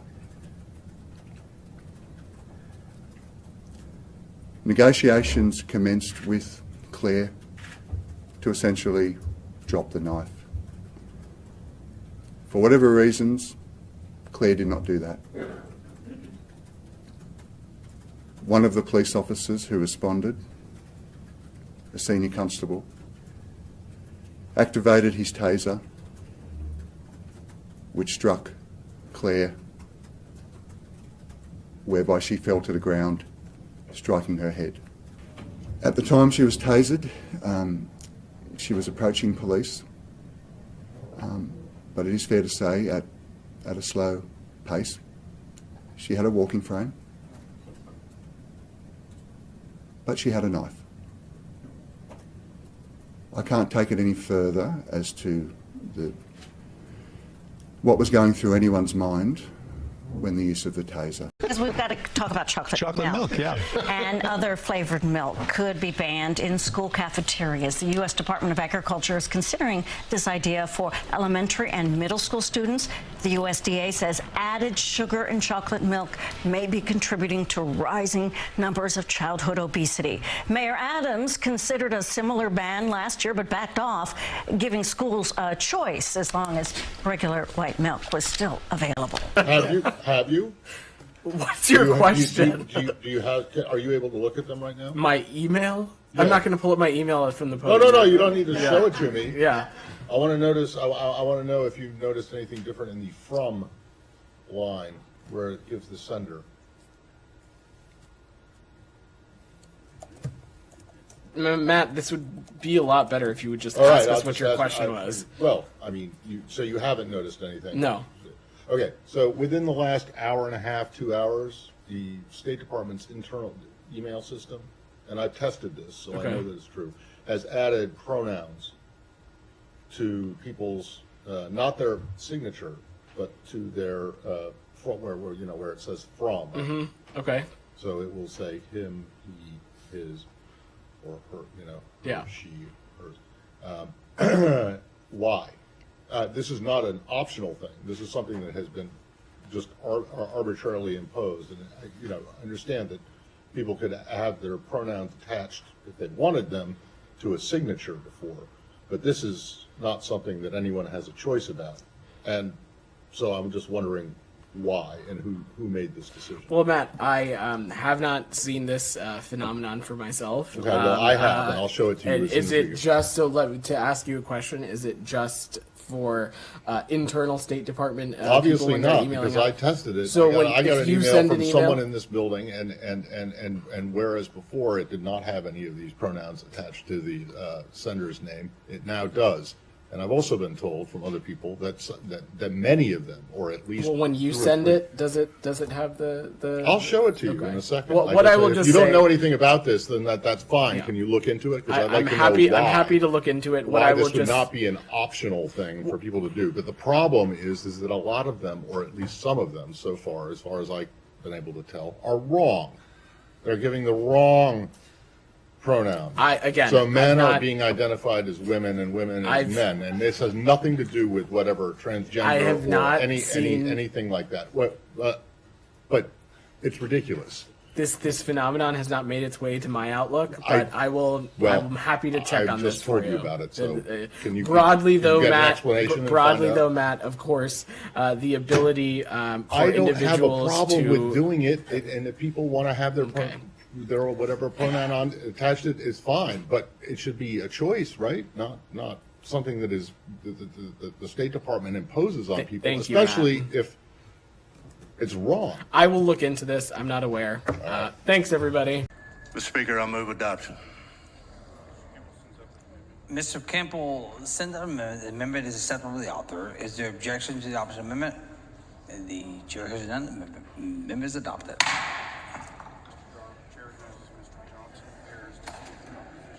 The chair recognizes Mr. Johnson of Harris. Mr. Johnson of Harris to speak in opposition to the bill.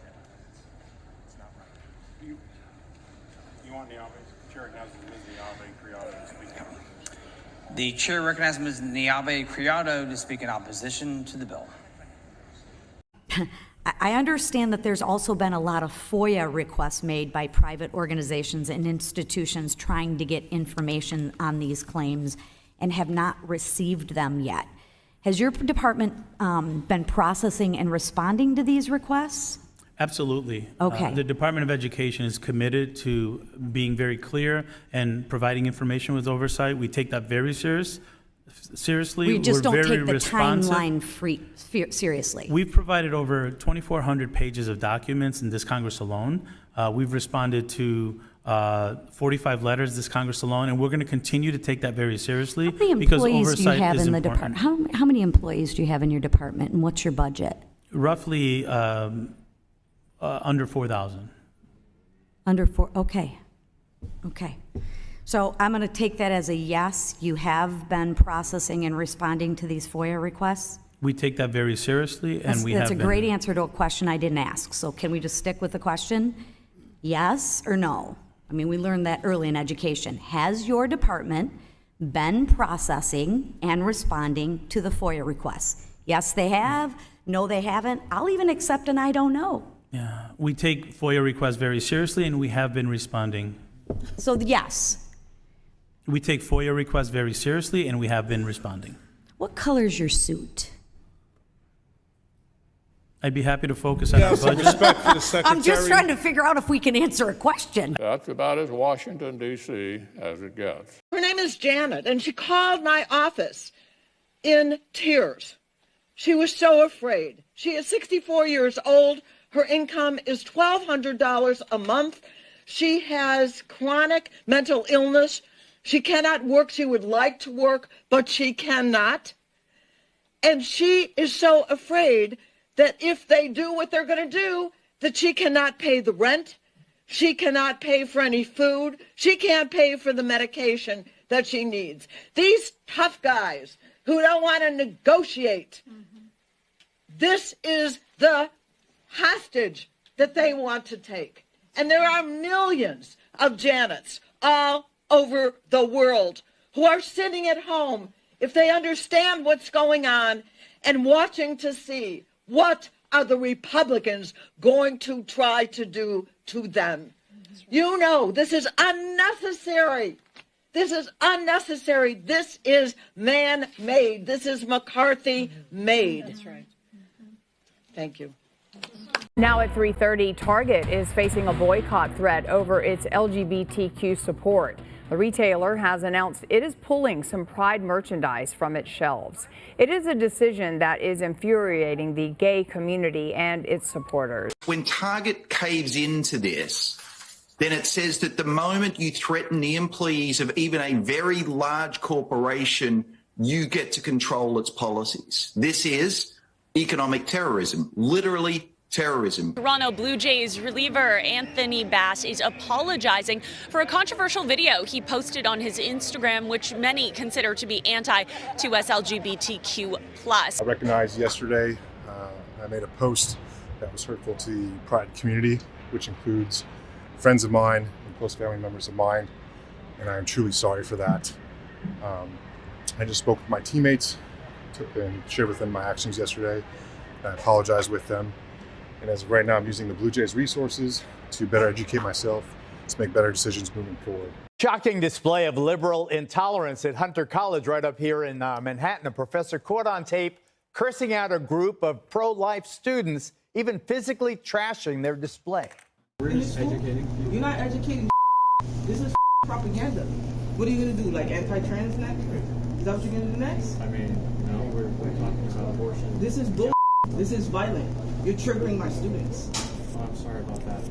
No, you're not. Because you can't even have a baby. So you don't even know what that is. You don't even know what this is. Get this out of here, yo. This away from my door. Get the away from my door. Let's get out of here.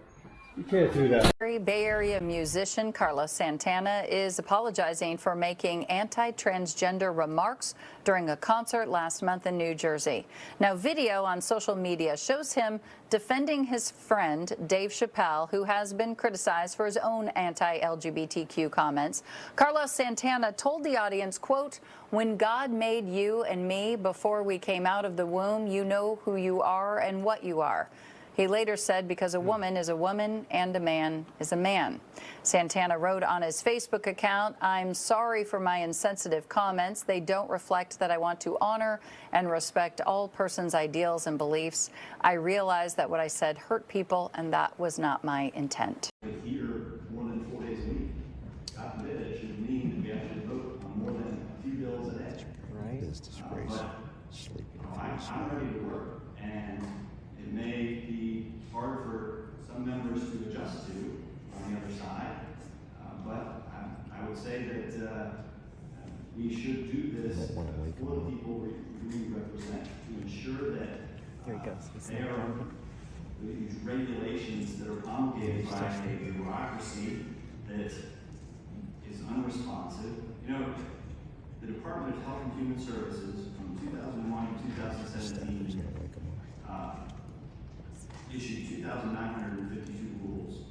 77% were unconstitutionally issued without a principal agency officer approval.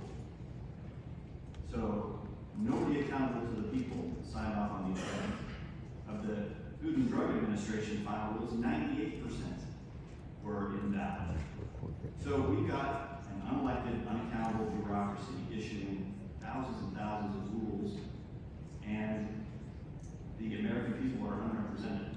So would the gentleman yield for a question? This legislation is important for that purpose, and for those who were upset about the bill that was passed by this body to actually address the debt limit,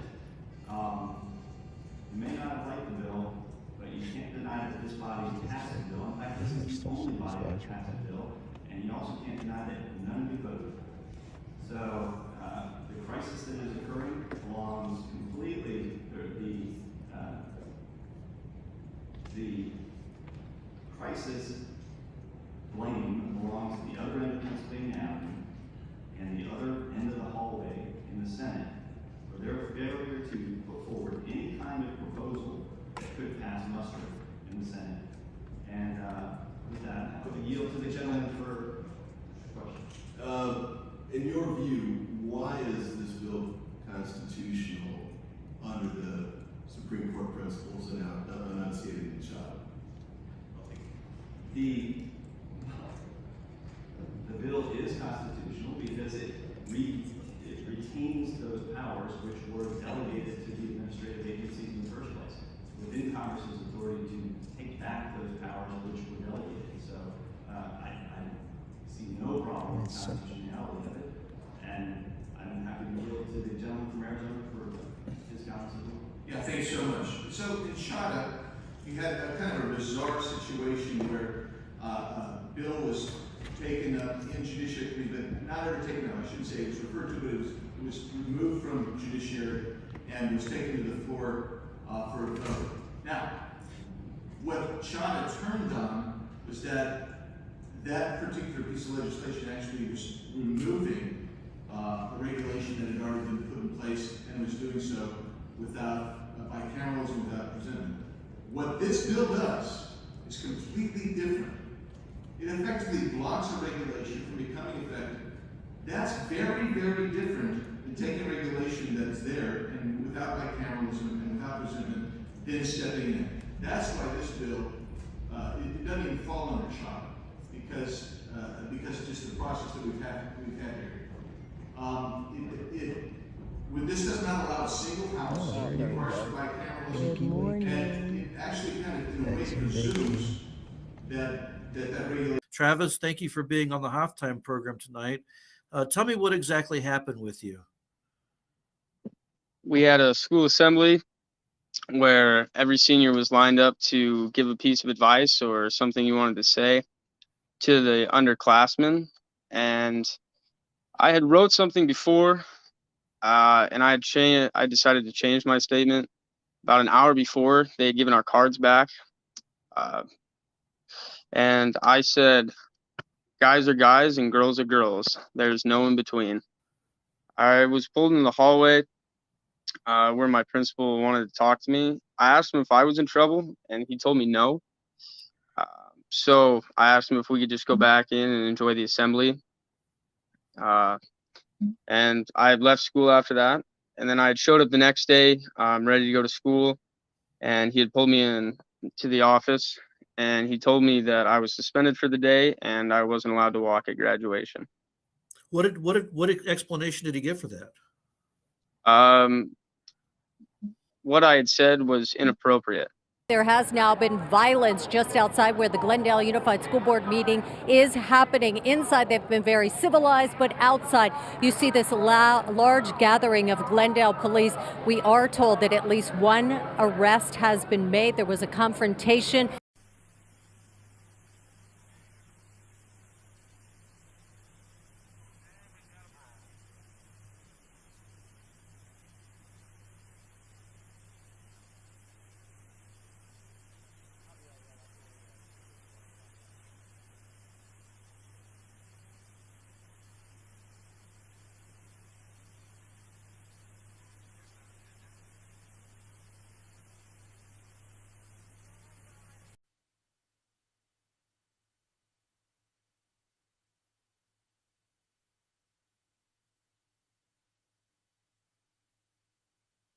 Oh boy.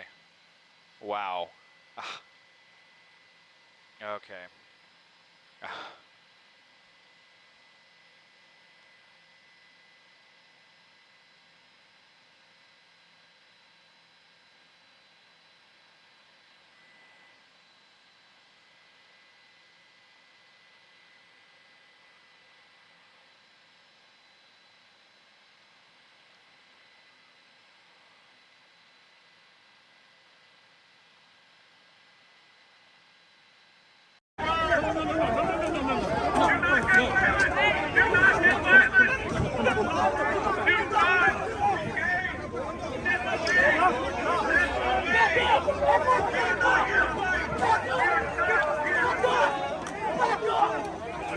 The House Library is open.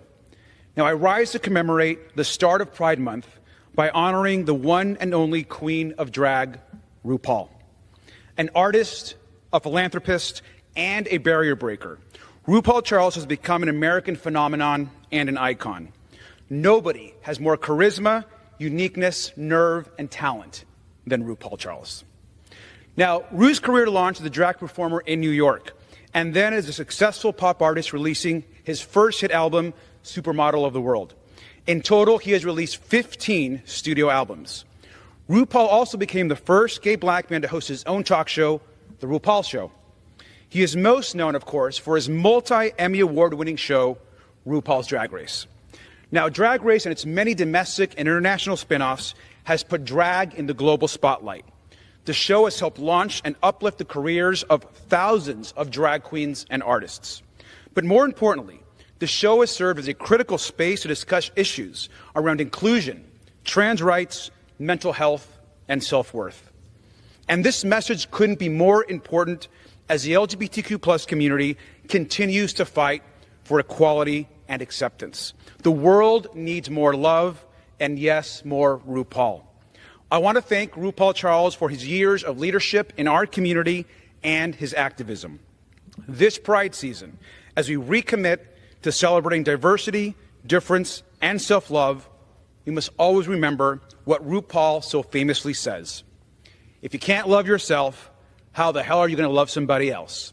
Displays of intolerance and homophobia are unacceptable. This type of intolerant rhetoric starts in the home. Parents angry at town hall over intolerance at Marshall Simons Middle School.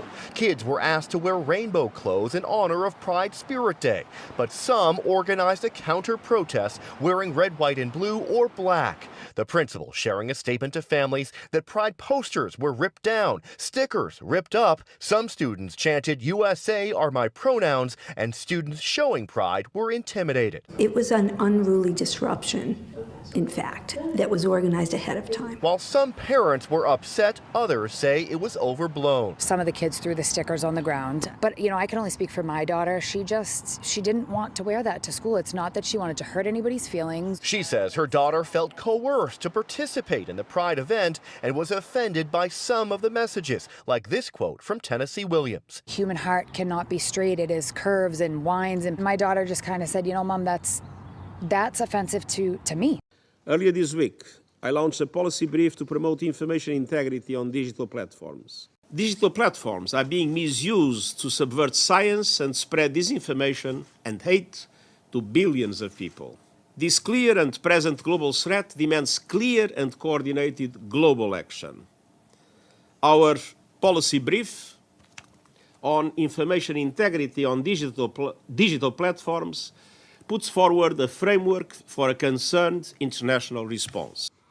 It proposes a code of conduct to help member states, digital platforms, and other stakeholders make the digital space more inclusive and safer for all, while defending the right to freedom of opinion and expression and the right to access information. Sure, buddy. I work in HIV normally, and I'll tell you that, you know, I always say that I've never made an HIV diagnosis in someone that hasn't somehow related to stigma. I think Mpox is the same. So really, stigma tends to be a barrier to testing, a barrier to vaccination. And so, you know, really addressing stigma intentionally and making sure that we get the word out in a way that supports people's joy as opposed to, you know, calling them risky. So I think, you know, one of the things to think about is that, you know, one person's idea of risk is another person's idea of a great festival or Friday night, for that matter. So we have to sort of embrace that with joy. I continue hearing people making the argument that we're doing it because we want to prevent our students from having discomfort or guilt, because we don't want our students to be able to really wrestle with these really difficult things in times when they're maturing as individuals and difficult historical points. But the thing I realized, and I wanted to speak out about it, is that's actually not true. It's a guise. It's not about making kids uncomfortable. It's not about making kids feel uncomfortable. It's about telling other kids that they shouldn't understand their own power. It's castrating them. The first day of school for Homer District 33C tarnished with controversy over a new elementary teacher and social media posts that appear to be connected to him. I've seen some anti-religious. There's definitely child sacrifice. There was Satan worship. If he has his lifestyle, so be it. But that is not going to be put onto our children. Some parents tell Fox 32 safety may be of concern. At first, I didn't think anything of it. They were talking about religion, and I'm not. You could believe what you want to believe, but then some of the pictures and then some of the. He said he got violent. Hello, my name is Admiral Rachel Levine, and I have the honor of being the Assistant Secretary for Health at the United States Department of Health and Human Services. Happy Pride. Happy Pride Month, and actually, let's declare it a summer of pride. Happy Summer of Pride. You know, it's such an important issue for our youth and adults. As you said, some of these laws are actually extending into adulthood. You know, we often say that gender-affirming care is health care. Gender-affirming care is mental health care, and gender-affirming care is literally suicide prevention care. Would that be your view as well? I 100% agree. So, you know, let's talk for a moment about the trans health care that our community needs, and transgender medicine and gender-affirming care. I mean, that term is important, although our opponents have weaponized it. Well, we have issued some guidelines that say that a provider who receives Medicare funding, Medicaid funding, must be prepared to offer gender-affirming care. We unfortunately ran into a couple of circuit courts that said differently, and so we're now in the process of having to work under those rulings, but we're not going to stop. A Bedford County family is pulling their kid out of Stanton River High School. They say they'd rather homeschool him after a controversy surrounding the American flag. Christopher Hartless says he is just exercising his First Amendment rights by flying this flag. My family fought for America, and I feel like I should be able to represent the flags that they fought for. His stepmom, Christina Kingery, says last Wednesday, Heartless went to school with the flags mounted on his truck. School administration told him he needed to take them down because it was a distraction. I don't understand how it's distracting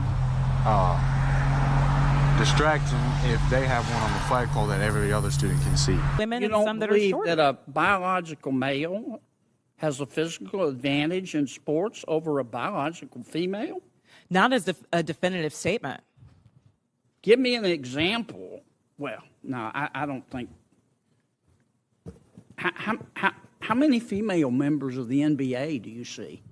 Well, I can say that, there's been this news article about men that think that they could beat Serena Williams in tennis, right? That they think that they could actually score a point on her. And it's just not the case. She is stronger than that. What's your experience, Ben? Male, female? Both Serena and Venus lost to the 203rd ranked male tennis player, which they're phenoms for women. My experience, my husband, he swam at University of Kentucky as well. In terms of accolades and in terms of national ranking, I was a much better swimmer than him. He could kick my butt any day of the week without trying. Calling Eric Meyer. Don't you touch any of that stuff. Ma'am. This is my house. I know. You're wasting your breath. Ma'am. Get out of here. You We'll be out of here pretty quick. Get them out of here. They're here. You done.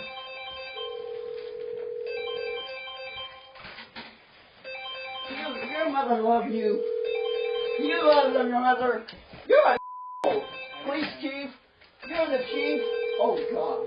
Get out of my house. You're pet patrol. Get out. Stand outside. You can stand outside that door and you still see them. I don't want you in my house. I don't want you. You do not take them. What? That's a business class route. It has no What? Leave a message after. Is there another one down there? Is another computer? Thank you. We never went down there, and he stayed up here the whole time. Well, that was yeah. What's he doing over there going through the papers? How many computers do you have in the house, ma'am? I'm not going to tell you. Get out of my way. It's all right. I want to see what they're doing. Well, they're working. I don't care what they're doing. doing. You can go on through if you want. What are you doing? Those are personal papers. Ma'am, those aren't papers. They're electronic devices, which is what the judge said that we're supposed to take. I could stand here and say more or less what other people are going to say about the effect of these 15-minute neighborhoods, soon to become digital ID facial recognition zones. Let's say my friend lives in Zone 3 and I'm in Zone 1. If, for example, I went to my friend's house in Zone 3, my parents normally come and pick me up in their car. It only takes 10 minutes. So does that mean that they would have to go round the ring road and back into town again? If my mum or dad had to drive round the ring road, it would take 30 minutes, causing much more pollution and leaving a much bigger carbon footprint. They will say, you can walk home. Would that be safe for me to walk home? Me as a 12-year-old walking home in the dark alone. Is that really going to be safe? Then they will say, oh, don't worry about that. We've already thought of that. You'll be safe. We will have 1,000 cameras on the streets following you and tracking you all the way home. Oh, just remember, it's for your safety. What? Are you serious? Do you really think I want to be watched every second of the day? Are you serious? Thousands of cameras tracking my every move until I get home.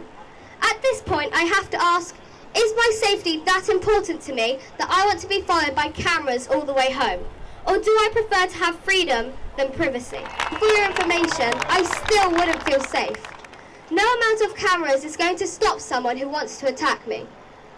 I want to be safe, but not to the extent that I am prepared to give up my freedom and my privacy to have it. As a 12-year-old, I am really concerned about my future.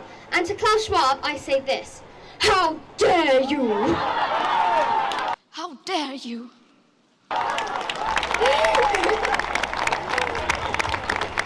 How dare you steal my childhood and my future, and the future of all children by enslaving us in your crazy digital surveillance prison. We all know where this is leading. These are the first steps of a dystopian reality called 15-minute neighborhoods. From a small seed, a huge tree can grow. Climate change is being used to control us, to nudge us in the direction the greedy people want us to go. The truth is that the greedy people want total control over everything we do, Everything we think and everything we say. Our government has been hijacked by greedy and selfish imposters posing as politicians. They believe they are better than us and masters over us. And until this problem is effectively dealt with, the tyranny will continue. Thank you.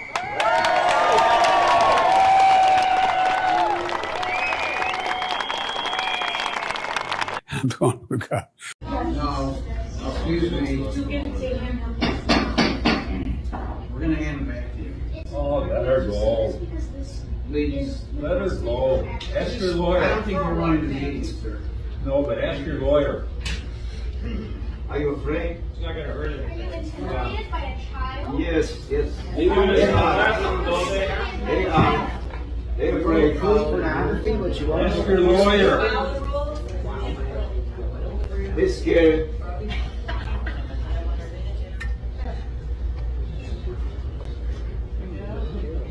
Take a minute.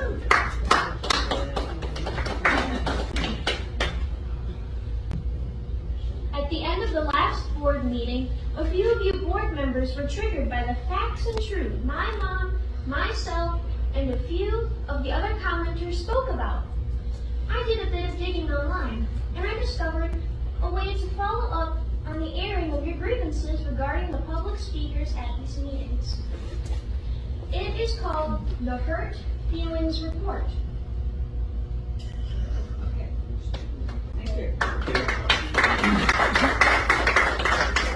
At the end, you'll see that there's a place for your name, date your feelings were hurt, name a person who hurt your feelings, and which feelings were hurt. There's also a part to document your injury, such as which ear were the hurtful words spoken into. Is there permanent damage to your feelings? Did you require a tissue for your tears? And if the words resulted in a traumatic brain injury? Part 4 of this report is important for you to know. You can mark all the reasons you fill in the report. Some of the reasons are as follows. I am thin-skinned. My feelings are easily hurt. I didn't sign up for this. I was told that I'm not a hero. I was not offered a tissue. I want my mommy and other options. Again, you can check all that apply to your hurt feelings. There's additional space for you to explain more in depth on how your feelings were hurt. The bottom of the form reference is the department. The department refers to the parent attendees of these meetings. The statement on the bottom of the report reads as follows. We, as the department, take hurt feelings very seriously. If you don't have someone who can give you a hug or make things all better, please let us know, and we will promptly dispatch a hugger to you as soon as possible. In the event a hugger cannot be found, an EMS team will be dispatched. If you are in need of supplemental support upon written request, we will make every reasonable effort to provide you with a blankie, binky, or a bottle if you so desire. Remember to sign the form and you can present it to all the parents at the next meeting, since they are the people responsible for voting you onto the board. They are your bosses and will determine if your grievances are legitimate and if actions should be taken. I'm sure that they will be as attentive to your complaints as you've been to theirs. Please feel free to make copies of this blank form so you can file hurt feeling reports in the future when you feel any of the public speakers at these meetings are in violation of their First Amendment rights. Thank you. The Burning Man Festival up there every year.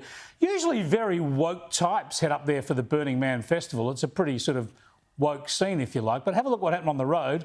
Climate protesters actually blocked the protest. So they got a whole lot of woke holidaymakers wanting to get to Burning Man, but there was all sorts of scuffles here because the Extinction Rebellion types were actually blocking the road. But the reason I wanted to show this to you is because the Nevada police turned up, and have a look at how they dealt with it. Man, get off the highway. This is a state route. Everybody will be arrested if not. 30 seconds. Send your leader to my vehicle. Let's talk. Get off the road.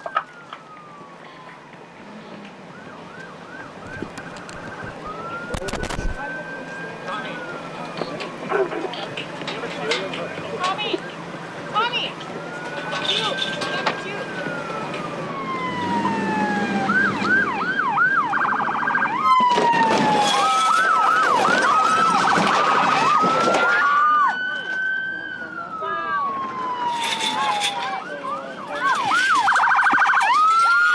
Take all of you out. You better move.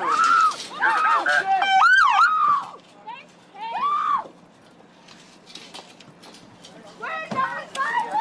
Get out now! Get out! On the ground! All of you on the ground now! Get on the ground! Get on the ground! Don't move! There's like 10 of them right now. You've probably seen them on social media. Videos going viral of driverless taxis in San Francisco causing traffic jams. This is what our country's come to. And as the frustrations grow, the oversight seems to be on its own jerky ride. Just a week and a half ago, California regulators voted to allow two companies, Waymo and Cruise, to start offering 24/7 autonomous taxi service. But over the weekend, California's DMV demanded that Cruise cut its operating fleet in half while they investigate recent crashes. A candidate for delegate in the Virginia General Assembly performed a live sex video on the internet. Susanna Gibson is a Democrat running in a district just outside Richmond, and now she's responding. With less than 8 weeks until Election Day, things are stirring up in Virginia's 57th House District race after videos of Democratic candidate Susanna Gibson have come to light of her having sex with her husband on a live website called Chatterbait. According to the Washington Post, who first reported the videos, in the live broadcasts that were recorded and put on another website, Gibson asked viewers for tips to perform certain acts. The Post was tipped off by a Republican operative who has said to have had no ties to Republican candidate for the district, David Owen. In a statement, Gibson says in part, quote, "This is an illegal invasion of my privacy designed to humiliate me and my family. It won't intimidate me and it won't silence me. My political opponents and their Republican allies have proven they're willing to commit a sex crime to attack me and my family because there's no line they won't cross to silence women when they speak up." What? Chaos erupts at the state capitol as the House ends the special session. Reaction from lawmakers after tense moments on the floor between the Speaker and two Democratic lawmakers. Special session is over, but not without fireworks. As the House adjourned, Representative Justin Pearson got in the Speaker of the House, Cameron Sexton's face. Two other representatives then bumped Pearson out of the way. And he started to yell and scream as though we had done something. Representative Jones was pushed by Representative Sapicki as well. They were holding signs and demanding that we protect kids and not guns. Security put their hand on the back, which knocked me forward, and I can't remember, there's a photographer, when you look at it, that was to my left. And so we moved right, and then at that point we keep walking, and then you have Representative Pearson that comes in and pops me from the right side. I asked Sexton what he said to Pearson in that moment. I told him, don't bump me. It was a fitting end, as it put a bow on 6 days of arguing, tension, Cold War, an ostrich egg, and only 4 bills actually getting passed. The Senate and House Republicans were at odds with each other all week. Breaking news right now. This appears to be a live look from the State House here in the Nashville area. This is the Capitol. It appears some kind of confrontation is happening on the House floor. At this point, we have several lawmakers. The House has just adjourned, I'm being told at this point. So a developing situation here.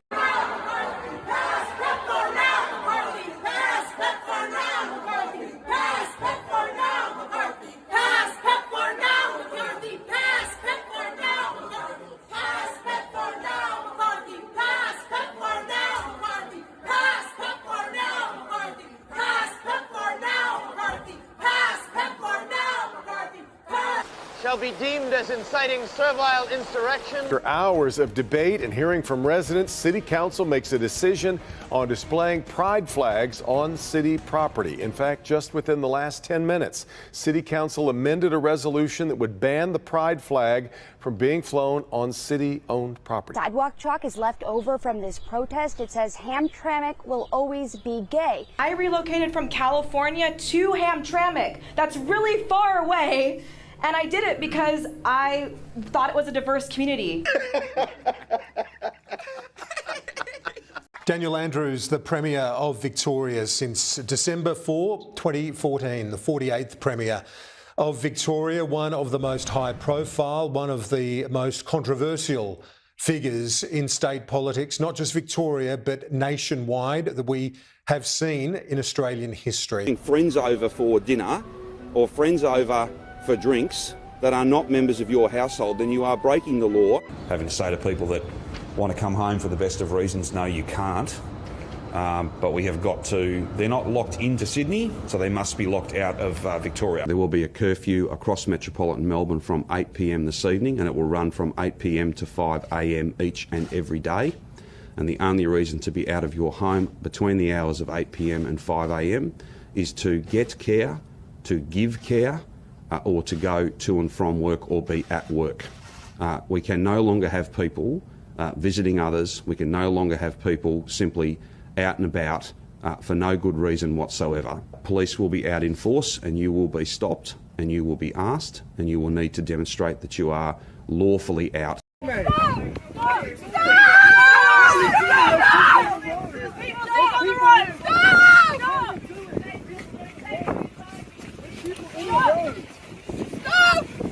If you sit down in front of it, sit down in front of it. Don't sit down! This is the story a lot of people are talking about today.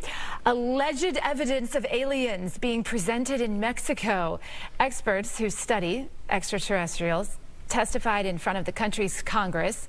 2 bodies in caskets revealed during the proceedings. Allegedly. Air quote bodies, right? Yeah, okay.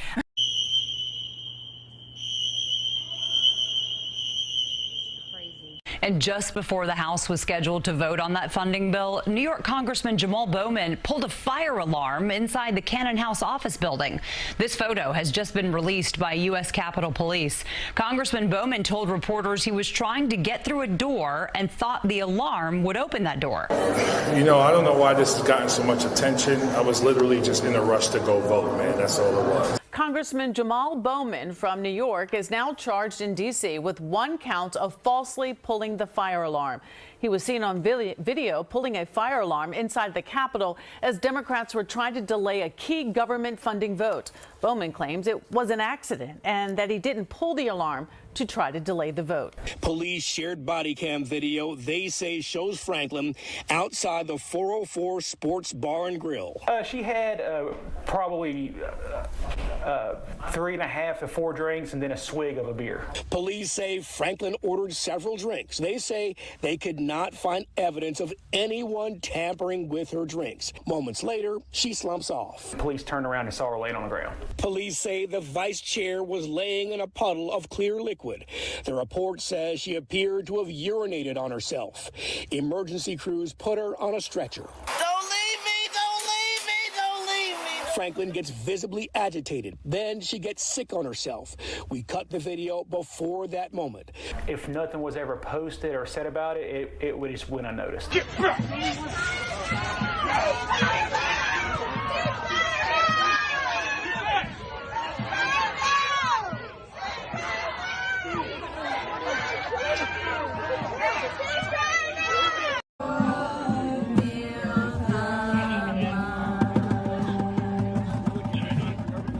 Shall be deemed as inciting servile insurrection.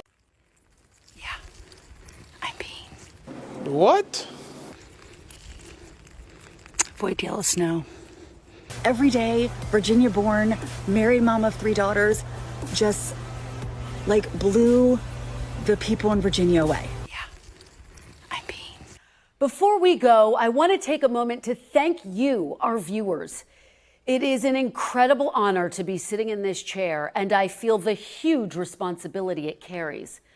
I also want to recognize all of the women, all of the people of color. Blah, blah, blah, blah, blah, blah. Shocking turn of events here in Washington, D.C. The outlawing of masks while committing a crime did not work to lower crime here in D.C. Turns out criminals who are already breaking the law don't care about laws against wearing masks. So D.C.'s mayor announced a new strategy today. And it's free, at least to all the citizens. They're going to get Apple AirTags to track stolen cars. The chief had another very good idea, and that is to give out free tracking tags, most commonly known as Apple AirTags or tiles, to residents in some communities where we're seeing the highest amounts of motor vehicle theft. This is one of those tags. One of the major steps is to make sure to connect it to your phone, and the idea is something this small you can place anywhere in your car. Then you want somebody who's going to get up every day. Hey, Hillary, why'd your husband visit Epstein Island 26 times?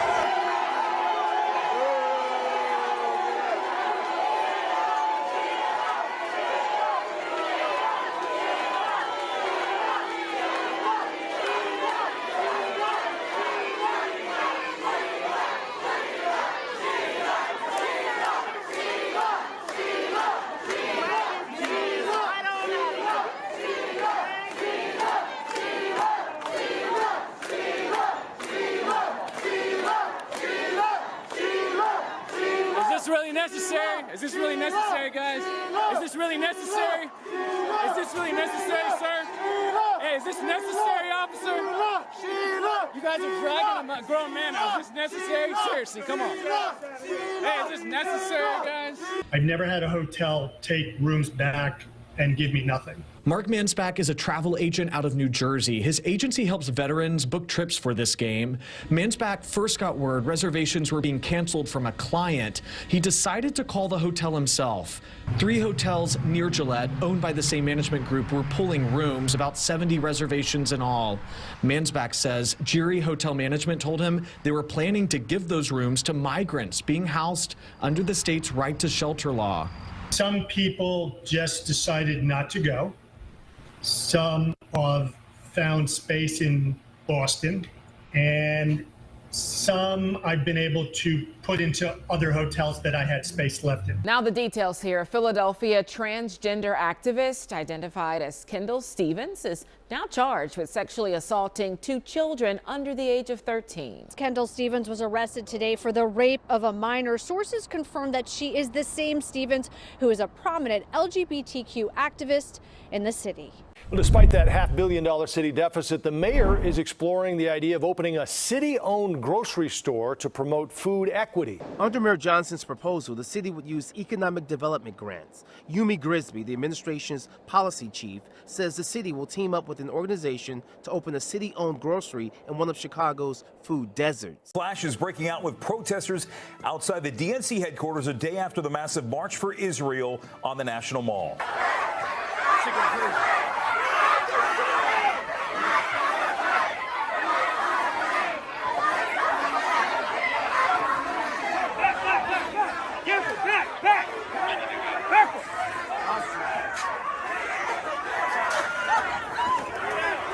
Oh, shit!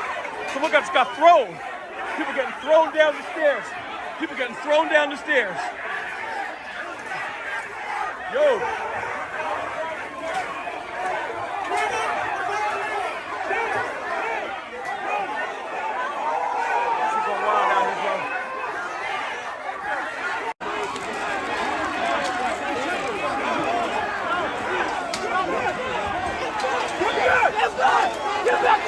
Better, and it works. Mine worked. And then, no. Well, the former president finally got around to some campaign promises amid lots of cheering, as you heard. Many untruths. The 2020 election was not rigged. It was not stolen. From the age of Big Brother, from the age of the Thought Police. On the banks of Lake Palestine, some 3 hours north of Houston, this dot on the map has quite a reputation among those who drive through. They're everywhere. Literally everywhere. They run back and forth, back and forth. A lot of officers policing a very small number of people. Only 249 people, says the sign on the edge of town. And when you add up all the full-time cops and reserves, 50 officers. Good Lord, that's crazy. If it's such a small town, why do we need so many? Makes no sense. Why do you need that many officers? Coffee City hauled in $1 million in court fines last year for more than 5,000 violations, officers wrote, the most in the state for a town its size. Come January 1st, some retail stores across California will need to designate a gender-neutral section for toys or else face being fined. In 2021, Governor Newsom signed legislation to have a gender-neutral section for children. The bill states that stores failing to comply could face a fine up to $500.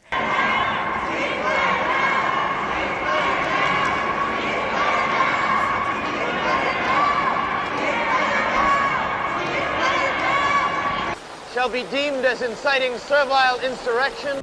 Remember when I told you Putin hit rock bottom?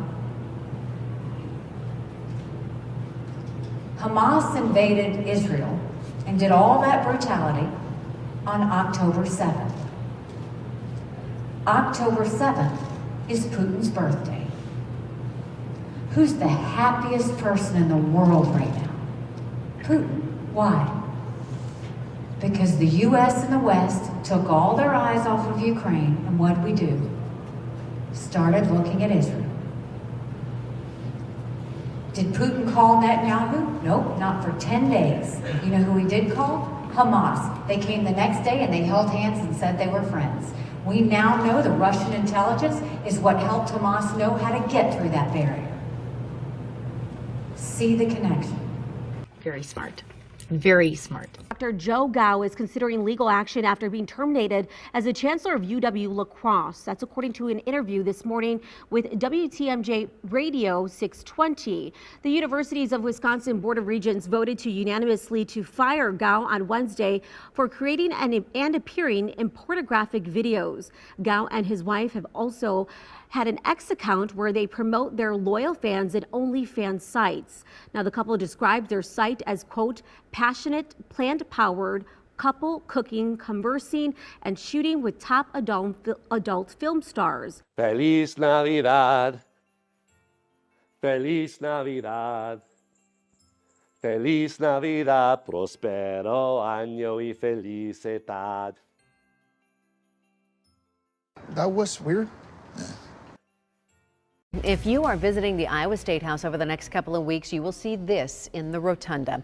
It's a holiday display put up by the Satanic Temple. Lucien Greaves, co-founder of the Satanic Temple, says this satanic display is a symbol for their right of religious freedom. He says if you don't like it, don't look at it. I'm told the altar here will be on display at the State House for 14 days. A satanic holiday display at the state capitol has been vandalized after receiving pushback from religious Iowans and the governor. This is the shrine earlier this week before it was vandalized. Capitol Police say the statue of Baphomet, the goat-headed figure that you see in these videos, was damaged earlier today. They add a Mississippi man has been charged with 4th-degree criminal mischief for the incident. We're going to turn to chaos inside a congressional holiday party that has some longtime Democrats in Detroit saying demonstrators calling for a ceasefire in Gaza went way too far. They accused protesters of causing a violent disruption during the annual holiday gathering for Democrats in the 13th Congressional District. 7 Action News reporter Kimberly Craig has the video of the chaos that included one person being struck in the face. There were no arrests in the chaos that broke out here at the Common Pub near Wayne State Saturday night, but there was an assault that was caught on cell phone camera. Bobby Johnson is the woman who was punched in the face by a protester, leaving her bloody. It happened shortly after protesters interrupted the annual holiday gathering for the 13th Congressional District Democratic Party. There's a mental health crisis around the world, Jake, that we hear people talking about. I think that one of the main reasons for that is that young people look at the fact that we are not yet solving the climate crisis or dealing with some of these other challenges. In a meeting held to swear in 2 new officers and elected leadership positions, the focus from those who attended turned to something unrelated to school. 2 tweets sent out in December from her personal account. One from mid-December that you can see on the screen. Trustee Keisha Hamilton says, quote, "Whiteness is so evil. It manipulates, then says, I won't apologize for my dishonesty and trauma-inducing practices, and thinks you should applaud it for being honest about its ability to manipulate and be dishonest." A second tweet was sent earlier in December from her personal account to a response of a man saying, "Black male, alone, raining, foggy, hiking. You write the rest of the script." To which she responded, "The last thing you have to worry about is an animal, though that could be a very real threat. More dangerous are any white folks you may see on the trail. Be safe." Choose to be a part of the solution so that in time, the tweet could no longer be factually true. We have to ask ourselves, what are we angered over? The fact that it was said, or the fact that it is true? Or is the issue our incomprehension of how policies and practices established by the white majority are impacting each of us? I'd love to do it right now. Well, stand your butt up then. You stand your butt up. Oh, hold on. Big guy. Oh, stop it. Is that your solution, everybody? Keep in mind, too, this isn't anything new. Andrew Jackson challenged 9 people to a duel when he was president, and he also knocked one guy out at a White House dinner. Let's get it on! Please don't make an assumption that I'm anti-union. But I also want to set the record straight. All 3 of you guys have talked about employers being intimidating their employees. But you guys haven't ever spoke about when the unions try to unionize, the intimidation they have to other people that aren't wanting to unionize.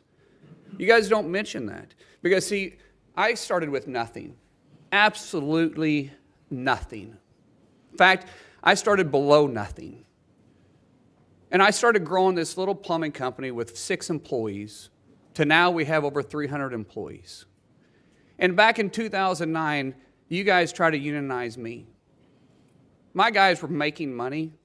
They were getting paid more than the union halls were paying their plumbers. Our benefits were better. But because we started bidding jobs that were union jobs and winning those, union pipe fitters decided they were going to come after us. They would show up at my house. They'd be leaning up against my trucks. I'm not afraid of a physical confrontation. In fact, sometimes I look forward to it. That's not my problem. But when you're doing that to my employees, and then when that didn't work, they started picketing our job site, saying, "Shame on Mullen. Shame on Mullen." For what? For what? Because we were paying higher wages? Because we had better benefits and we wasn't requiring them to pay your guys' exorbitant salaries? You talk about CEOs that are making all this money, and what do you make, Mr. O'Brien?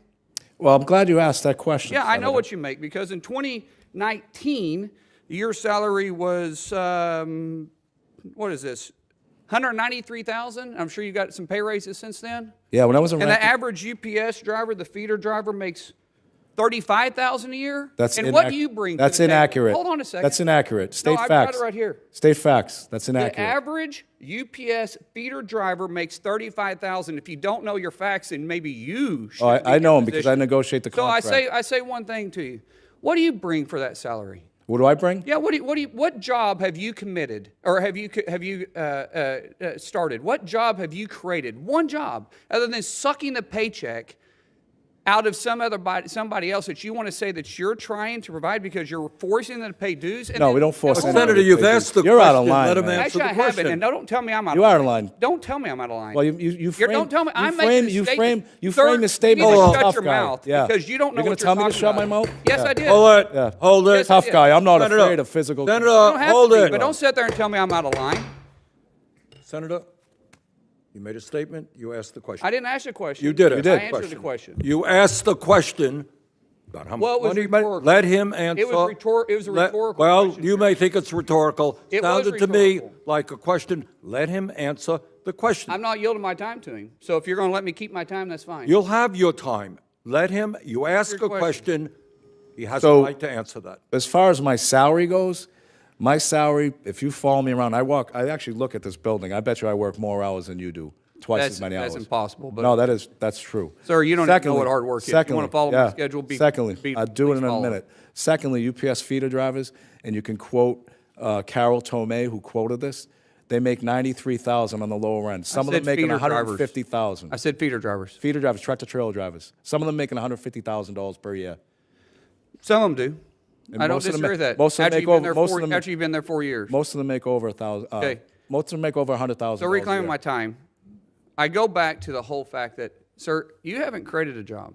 We haven't. You haven't been there. You haven't. Sure, we have. You haven't. Sure, we have. Tell me one job that you created. What are you talking? Be specific. You're Like, an what do you mean? employer? No, we're You not an employ employer. people? No, but it's funny. no, we, then we hold on, create, then we that's create not creating opportunity. jobs. We create opportunity because we Sir, hold not- hold greedy CEOs That's like yourself not- accountable. You call me a greedy CEO. Oh yeah, you are. You want to attack my salary? I'll attack yours. What go did you ahead. make? What did you make when you owned your company? When I made my company, I kept my salary down at about $50,000 a year because I invested every penny into it. Okay, all right. You mean you hid money? No, I didn't hide. Oh, hold on a second. Okay, go ahead. He said that's out of line. You All said right, I we're was out of we're line. even, we're even. We're not even. We're not even close to being even.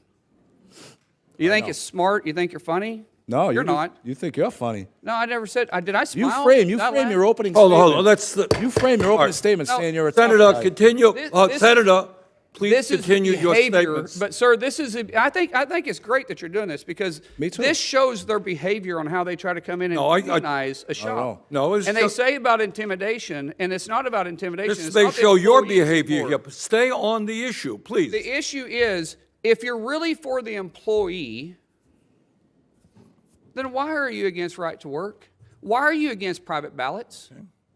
If you're really about the employee, let the employee make the choice. I'm not anti-union, but when you don't want to have a private ballot, that's not intimidating? That's not intimidating? Why wouldn't you want a private ballot? That is intimidating the employee. If you don't want a right to work state, don't force somebody to pay dues to an organization they may not agree with. Don't force somebody to do something they don't want to do. That's called employee choice. If you want to be part of a union, God bless you, be part of a union. I have no issue with that. But don't sit up here and say that an employee is the one that intimidates their employers are intimidating their employees not becoming a union. Okay, Senator, That's not thank accurate. you. Thank you very much. Senator Murray. Track the union dues, it's actually higher.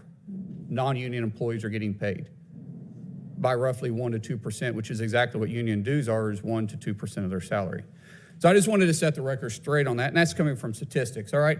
Now, let's talk about Mr. O'Brien himself, his behavior. As everybody knows, and it's here in the last time, him and I kind of had a back and forth. Appreciate your demeanor today. It's quite different.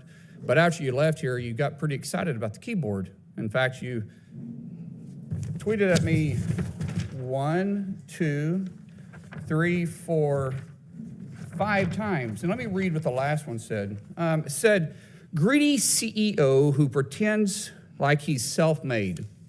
Sir, I wish you was in the truck with me when I was building my plumbing company. Myself and my wife was running the office because I sure remember working pretty hard and long hours. Pretends like he's self-made. What a clown. Fraud. Always has been, always will be. Quit the tough guy act in these Senate hearings. You know where to find me. Any place, anytime, cowboy. Sir, this is a time, this is a place. If you want to run your mouth, we can be two consenting adults. We can finish it here. Okay, that's fine. Perfect. You want to do it now? I'd love to do it right now. Well, stand your butt up then. You stand your butt up. Oh, hold on. Big guy. No, stop it. Is that your All right. solution every Hold it. No, sit down. Sit down. Okay. You know, you're a United States Senator. Sit down. Active. please. Oh, okay. Sit down, please. All right. Can I respond, Mr. Hold Chairman? it. Hold it. If Hold we on. can't, no, This is I have the what he mic. said. I'm sorry. This is Hold what it. he said. You'll have your time. Okay. Can I respond? Oh, no, you can't. This is a hearing. And God knows the American people have enough of contempt for Congress. Let's not I don't make like it worse. thugs and You- bullies. You have, And that's you what- have I don't like you because you Hold just it. described yourself. Hold it. You have the mic. Yeah. You have time. All right. Make your statement. Then let's do this, because I did challenge you and I accepted your challenge, and you went quiet. No, I didn't go quiet. I was. hold on. You challenged me to a cage match, acting like a 12-year-old schoolyard Hold it. bully. Excuse me. Hold it. No, excuse me. I have the I mic. will say exactly. Senator what you Mullen, said. I have the mic. You have questions on any economic issues, anything that said, go for it. We're not here to talk about physical abuse. You brought. We're not him talking in. about, of course I did. And let me show you his hearing, because I want to expose this thug to who he is. And If you're not pointing at me, that's disrespectful. I don't care about respecting you at all. I I don't respect you at all. So All right, hold it. No. You're one of Hold 100 it. of the most Hold elite it, people please. acted. Please. All right? This is excuse me. This is a hearing to discuss economic issues. All right? If you have questions for Mr. O'Brien or anybody else on what he has said, go for it. But we're not here to talk about fights or anything else. I'm quoting exactly what he said. You can and say this what is- you want, This is your witness This you is brought. my And let me. witness. I'm exposing him. You can as a talk person anything who you he want. is. So in But no fight- 2013, Nope. in 2013, O'Brien was suspended by the Teamsters for intimidating your own members. In 2014, you were part of, what would you say, organizing the harassment and intimidation of the Top Shelf crew. Chef, not chef. Top Chef. Okay, and then and I think in the reports they said sexual, racist, and homophobic slurs and death threats. 14 tires were sliced, and 5 Teamsters were arrested. And you said, "Well, I had nothing to do with it." But however, in that same statement, you said, "But if I get called to testify, I'll plead the fifth." This is the witness you brought in here. In 2017, you were removed as lead negotiator by then President Hoffa for UPS for your actions. And then in 22, when this guy was elected, what he said after he got elected was he wanted to bring the mob mentality back to the Teamsters. This is your guy. And you're obviously going to give him a chance to respond to your questions. Absolutely, because this is my question. Because you called me out. I didn't call you out. Yeah, you did. You said anytime, any place. Let's get the record Okay. straight. Miss, hold it. No. Hold on. Senator Mullen, do you have a question for the witness? Yeah. Okay, let's hear it. So, anytime, any place. No, that's April is a charity event. No, that's not. No, it's a sir. He said it, and this is my He is time, here to and you tell. can set parameters on what the questions can or cannot be asked, and I'll ask. No, you you're not questions. going to. We're not going to be talking about Yes, physical we can. confrontation. Oh, this is about charity for a union charity because this This is for is- firefighters. And Do you have a policemen. question on his testimony? April. Grow up. April Will you next please year. You have grow a up? You're an question embarrassment. on his. Let's not You be. said it. You're an You embarrassment. said You're it, an and I'm just embarrassment. simply answering it. You Senator reached Mullen, out go to hold your it. buddies. Hold it. Senator Mullen, you made some charges. Charges? Mr. O'Brien, do you want to respond to Yeah, go the ahead, question? please. Yeah, I mean, look, the reality of it is, Accept my challenge, Mr. tough guy. Mullen, tough guy. Hold it. Answer the questions. All right, you're one. He made a lot of statements, right? And his statements are fiction at best. Fiction. I read them. Can you What? answer the question, please? I can't understand him, to be honest with you. All right. He rambles so much. What was your question, actually?